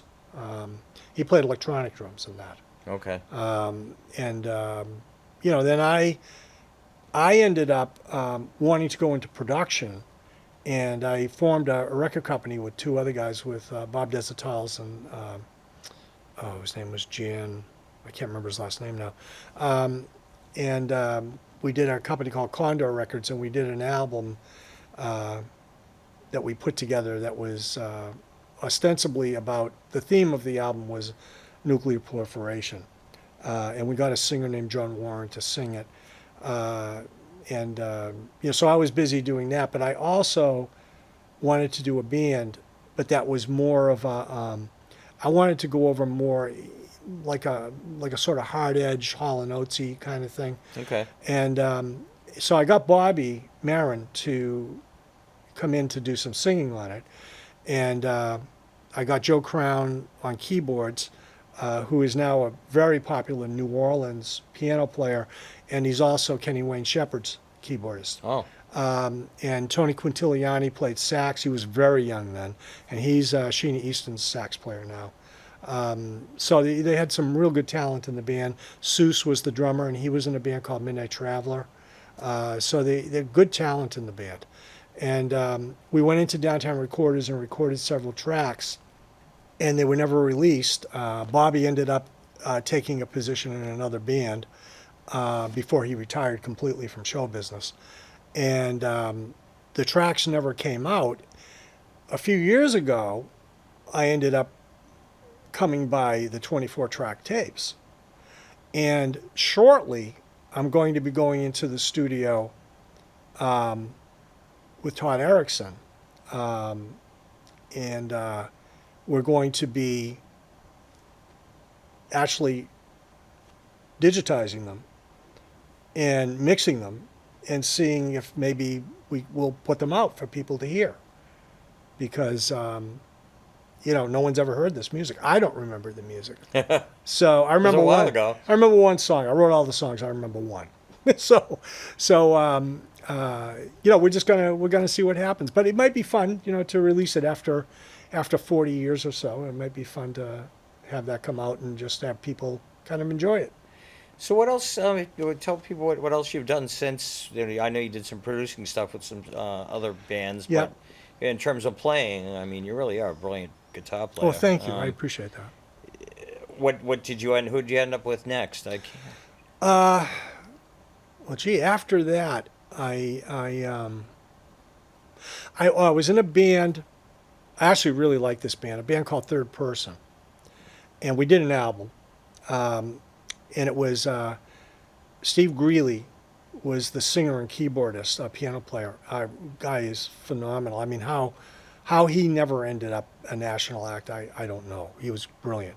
His brother Tom Greeley was on drums, Jimmy Zamardi on sax and keyboards, and Tom Raskew on bass. And that album was around for a couple of years. And we played the Channel. We opened for the Tubes at the Channel, and we did. I love the Tubes. We were talking about the Tubes last night. Well, the Atlantics opened for them a couple of times. Oh, too. really? Yeah. They're great musicians. I mean, you think of them as a joke band, but they're really. Oh just no, so they're no brilliant. joke. No, I mean because White Punk's on Dope. Yeah, and, yeah. Mondo Bondage and stuff, and then you. Well, they really were into the whole theater thing, and Yep. and the players were just astounding, insanely just good. amazing. What's the drummer's Prairie Prairie? Prince. Yeah. I mean, what a drummer! Oh my God! Every time we'd open for them, I'd stand side stage so I could watch him. Just what a great drummer! That's the band I've seen most in my life. Yeah, yeah, and they were super nice to work with. Yeah, very very nice to work with, and so I did Third Person for a couple of years. Then I stopped playing I didn't stop playing, but I stopped playing in bands for a little while, for probably about 9 or 10 years. And then I joined a Boston band called the Syphloids. And the Syphloids are a real counterculture, guerrilla rock kind of band. It was really, when I say guerrilla rock, it was like we never rehearsed. We learned songs in the dressing room. Okay. Somehow we got a deal, and with an independent label, and we did an album. Who else was in the band? We all had this pseudonym. We all were Syphloids. That's a family. Okay. Okay, I was Elvis Aaron Syphloid. Okay. And Bug Syphloid, who's the leader of the band and has been since its inception, is Doug Quintel, who is just a great guy and a great songwriter. I mean, the songs in that band were just amazing. So we did the album. We ended up opening for Rancid at Metro, and did a bunch of different things with it. It was a lot of fun. And I remember the name just because it's so insane. Oh, they're It's just incredible.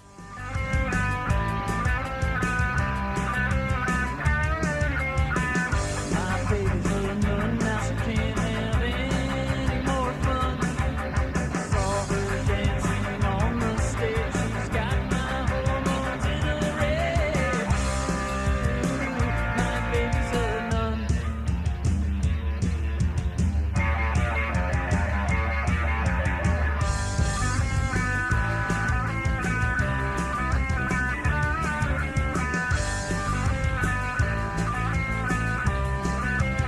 She lives inside the condom walls, now she won't return my calls. Danced and sang her way to my heart, but the Lord above tore us apart. My baby's a nun. I think after the Syphloids, I resurfaced again in 2001, and I called up Jesse Mayer, who was a good friend of mine, who was in Shake the Faith, and he's in Diablo Gato now, which is a great band. If you I saw them. Oh, great band. Yeah, what a great drummer. And so I called Jesse. I said, let's put a band together. So we put together a band called the Kenmores, and I said, let's do something different. So we said, I've never played in a cover band. So we said, let's do punk and new wave covers from 75 to 83, but only things we like. Okay? So not screw the hits. We're just going to do what we want. So we put together this band, the Kenmores, and we wore gas station uniforms. And our logo was the Sicko sign. And so it was a Sicko sign, and it said the Yeah. Kenmores on our gas station shirts. Oh, that's awesome. And it, our name, like Fred, was on my shirt. We had hats. I mean, it was, and it really took off.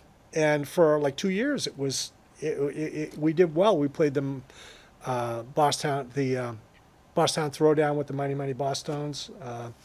Yeah, it was. What songs did you play? I'm really curious. Oh gosh, I'm trying to remember. Oh, we did Homicide by 999. So I have a band that does exactly what you do. It's called Johnny Plankton and the Sea Monkees. And what we do is we play only classic punk covers that we like. I mean, we've stretched it out a little, yeah. but again, we played Homicide 999. Oh, that's cool. Yeah, we played one that's not punk, but we played Be My Lover by Alice Cooper. Oh, that's a 'Cause great that was song. Great one. Queen Bitch by Bowie, even though it's Yeah, not. yeah. We play Personality Crisis. Yeah, but We they played- could be punk. Yeah, yeah. They could be punk. Yeah, we play punk-themed songs. Be so, My Lover could be punk. Yeah, yeah. It's like, yeah. I mean, we did. So what that, did you? I'm dying to hear what you played. Oh, I'm trying to remember the set list now. We did I'm the Man by Joe Jackson. It's a great song. Yeah. Oh gosh, I'm trying to remember I can't remember. You're putting me on the spot. I can't think of I can't remember the set list. Though I know we did those two. One song that wasn't from that era that we did. It's the only song that we did. We did 1945 by Social Distortion. Oh, okay. We're playing So Far Away. Oh, okay. Yeah. And but one song we did that wasn't from that era, but it was the only time we ever did it was "You're Gonna Miss Me" by the 13th Floor Elevators. Okay, yeah. Yeah. Roky Erickson. Yeah. Yeah. Oh, if I sat here for a while, I could come up with more, but I can't remember them off the The top of my fun head. thing is like coming up with what you'd really like to play, particularly. So I always wanted to play, and I was thinking of this when we were talking about it last night. Is "Lonely Hearts" is one of those songs, but I don't understand how "Another Girl, Another Planet" by the Only Ones never became like a smash punk There's standard. so you many. know? There are so many artists and songs out there that. I mean, how did "A Million Miles Away" by the Plimsolls never become a huge hit? Exactly, you and know? that somebody covered recently, I think. Did they? Yeah. Yeah, I didn't Another hear one it. was. You ever hear "Memphis, Egypt" by the Mekons? No. Oh my God, it's mind blowing. I'll Yeah, send it to yeah, you. because there are a lot of bands and a lot of songs like that. They should have been huge, and for some reason or another, and you know what? It's just the business. It's just the business, and you can't hold grudges. You can't be bitter. You just have to go with it. You know? What bands did you like when during that era? Because you were around, so I mean, like, who did you enjoy listening to? Well, I've always had a really diverse taste in music. I didn't just listen to that. Oh yeah, same here. Yeah. Starting in like around 75, of course, the Ramones. I mean, I consider the Ramones to be the Chuck Berry of their generation. They You take a look at everything that came after the Ramones, the Sex Pistols, everything after the Ramones was influenced by the Ramones. Yep. So there was certainly the Ramones. I'm trying to think of some of the bands I really liked back then. I mean, like locally, was there any bands that you really? Oh, locally? Yeah, locally, yeah. I loved the Stompers. Yeah. You know, I remember the first time I ever saw them, I was at the Rat, and they had just come out as a band. I mean, nobody really knew them. And I was just hanging out that night down at the Rat, and one band played, and then up come the Stompers, and they started playing, and I can't remember who I was standing beside, but they got 3 songs into their set. I said, this is like my new favorite Boston band. They're just incredible. And I remember, the one song I remember him playing that night was Coast to Coast, Yep. and I love that song. And Sal, I mean, all of them, Steve Gilligan, you know, they're all just talented people, and I love that. And I got to know Sal over the years a little bit, and you know, just a great band. So I like the Stompers. Oh, let me think back then. I like the real diverse cross section of bands. I liked Unnatural Acts. Yeah, I like them a lot. Oh gosh, let me. We had them on the. We did a bit with them. Did it? We had them on the show. Yeah, yeah. Oh, okay. Tom and Richie. Yeah, yeah. Oh, yeah, yeah. I love them, and I'm trying to remember different. It's funny because you know who I used to really love to go see was Mickey Clean and the Mez. I missed them because I came in just a little bit after. So, but they're always mentioned when people do a historical thing, like when J.J. Rassler did it and Mark Bell. I went down the Rat one night, and and Jimmy said, "You got to hear this band that's coming on tonight. They're called Mickey Clean and the Mez." He said they auditioned for me. He said, "I told them that they were so bad that they were good." You know, he said so you know, and so they came on tonight. They just there was a carefree aspect about what they did. They just did what they did. There wasn't any master plan behind it. They just did it, and I always appreciated that.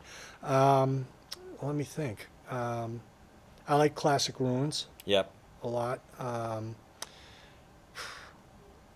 I was in Third Rail. I liked Third Rail even before I joined them. They were very heavy, which was unusual for that time. Yeah. You know, so I like them. I like Thrills. Oh, I love the Thrills. Yeah, That was Barb just Kitson what a- and Johnny Angel. Yeah. Yeah. And the Blackjacks were good too. Blackjacks were great. Yeah, we had Johnny on a little while ago. Oh yeah. Yeah. Johnny's a lot of fun. Dude. It was a very fun interview. It was on Zoom, unfortunately. It wasn't in the studio, but Yeah, yeah. he's out in L.A. now. He's so in L.A. Yeah. We talk every once in a while, but no, I like Thrills. You know, there was a band when the Rat first opened. There was a band called Susan, and with John Kalishis and Tom. Tom went on to get a deal with Mercury. Tom Dickey and the Desires Yeah. were on Mercury, and they were just super tight, really tight band. They were more of a mainstream rock band, Right. but they were really, really good. So I like them. And if I really thought about it, I could tick off some other people, but I don't remember right off the top of my head. Well, I mean, you just said something that said they were kind of a mainstream band. I think a lot of people think of the Rat, think that everybody was was a punk band, like everybody yeah. was like Unnatural Acts. But you guys are just like you were described as a power pop band. I'm like, it's an awful lot of power for a power pop band.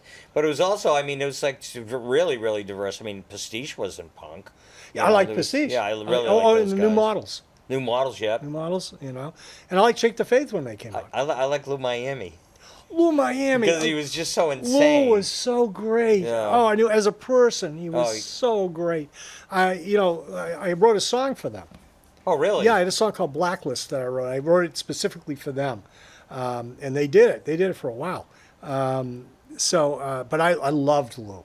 I He was loved such a great Lou performer Miami. and so completely I mean, so different than like the rock and roll kind of mentality of like, I hate to say it, groups like Foreigner and stuff.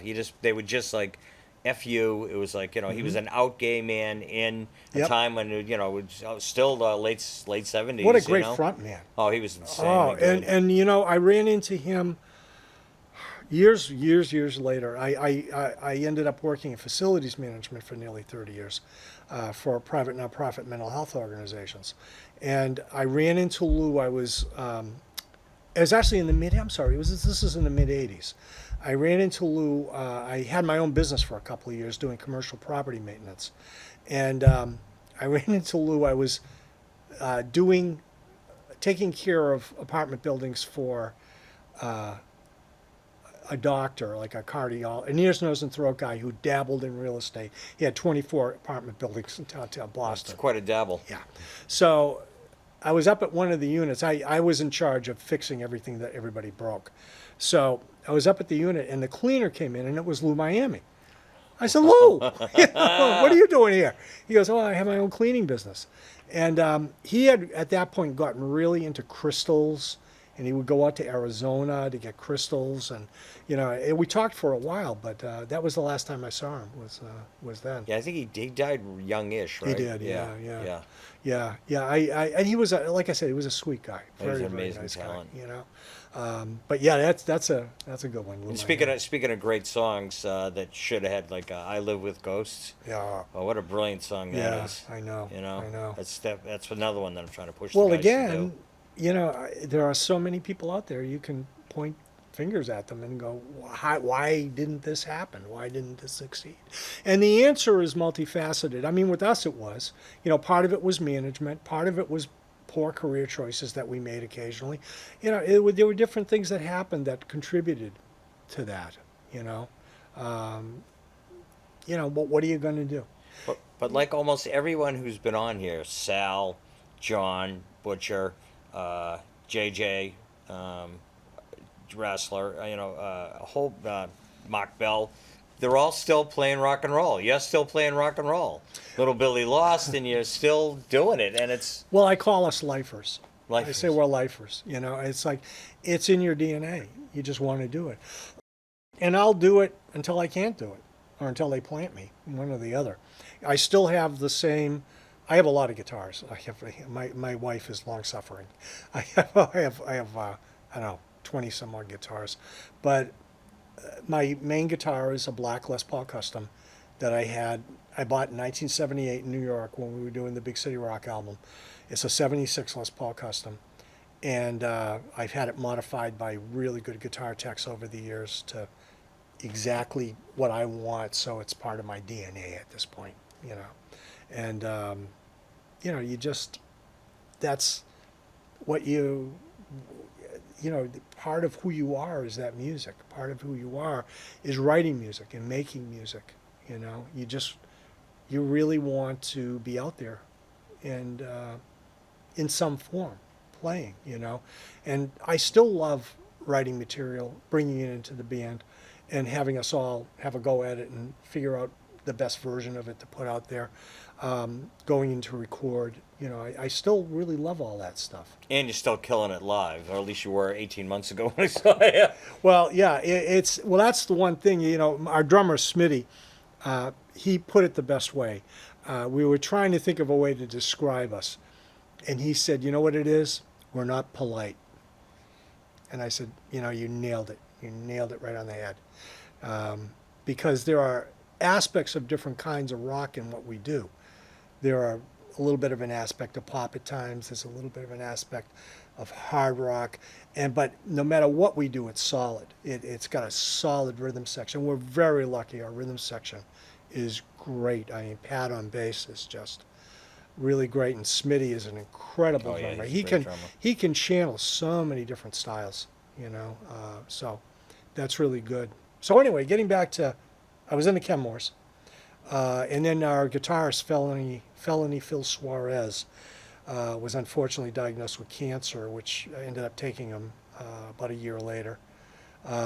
So we broke up, and then I was in a band for a while, 4 or 5 years, called 5 Point, with Mark Kennedy on vocals, and Pat ended up on bass. We had a few bass players initially, but then it was Pat Moynihan on bass, and we Addie Love on guitar. We had a few different drummers, but we ended up, the last one was Joe Darko, and it was a great band. We had a lot of fun. Very hard rock, very hard edged band. and that lasted 4 or 5 years, I think. And then from there, I took a little time off, and then I put together Little Billy Lost. I reached out to Smitty and to James initially, and said, let's do this. And we had Bob Desatals originally. He was the bass player for Third Rail, Yep. and he originally was the bass player. And then about a year later, we swapped over to Pat, and Pat's been there ever since. We just onward and upward, Yeah. So what's the next gig for you guys? In 2 days. In November, I know that. 2 days. Oh, Yeah, okay. We're playing. This at the, won't be out at- for a while, We're but- playing at the Met in Pawtucket, Rhode Island, on June 27th for all of you. We now if you had asked me, I would have written them down because Oh. I'm going to have to send them to you. November at Square Root. November at Square Root, we're going to be there with the IPO. But, I'm horrible at remembering when our shows are. Thank God I have good bandmates. But just check your local listings for Well, Little Billy Lost. I have it in my calendar at home. Yeah. Yeah. Yeah. And Big City Rock, are they going to play as well? I know we got a gig coming up at the Midway on a Sunday. I love those shows. Yeah, and with Todd Erickson's band. I can't remember the name of his band. I forget what I had for breakfast. This is awful. This is awful. But we are going to be at the Midway on a Sunday. So if you look at the Midway calendar, Okay, cool. I'll show you That's what that. I'm going to do. All right, it was great to have you on, Fred. Good day. Fantastic. It was good to be had. Okay, thanks a lot, man. My pleasure. My pleasure. Listen to rock and roll. Never die. Thanks for listening to Rat Tales, Boston Rock Stories. Rat Tales is produced and directed by Lenny Scolletta and Mike Hoban, with a huge thanks to Medford Community Media in beautiful downtown Medford, Massachusetts.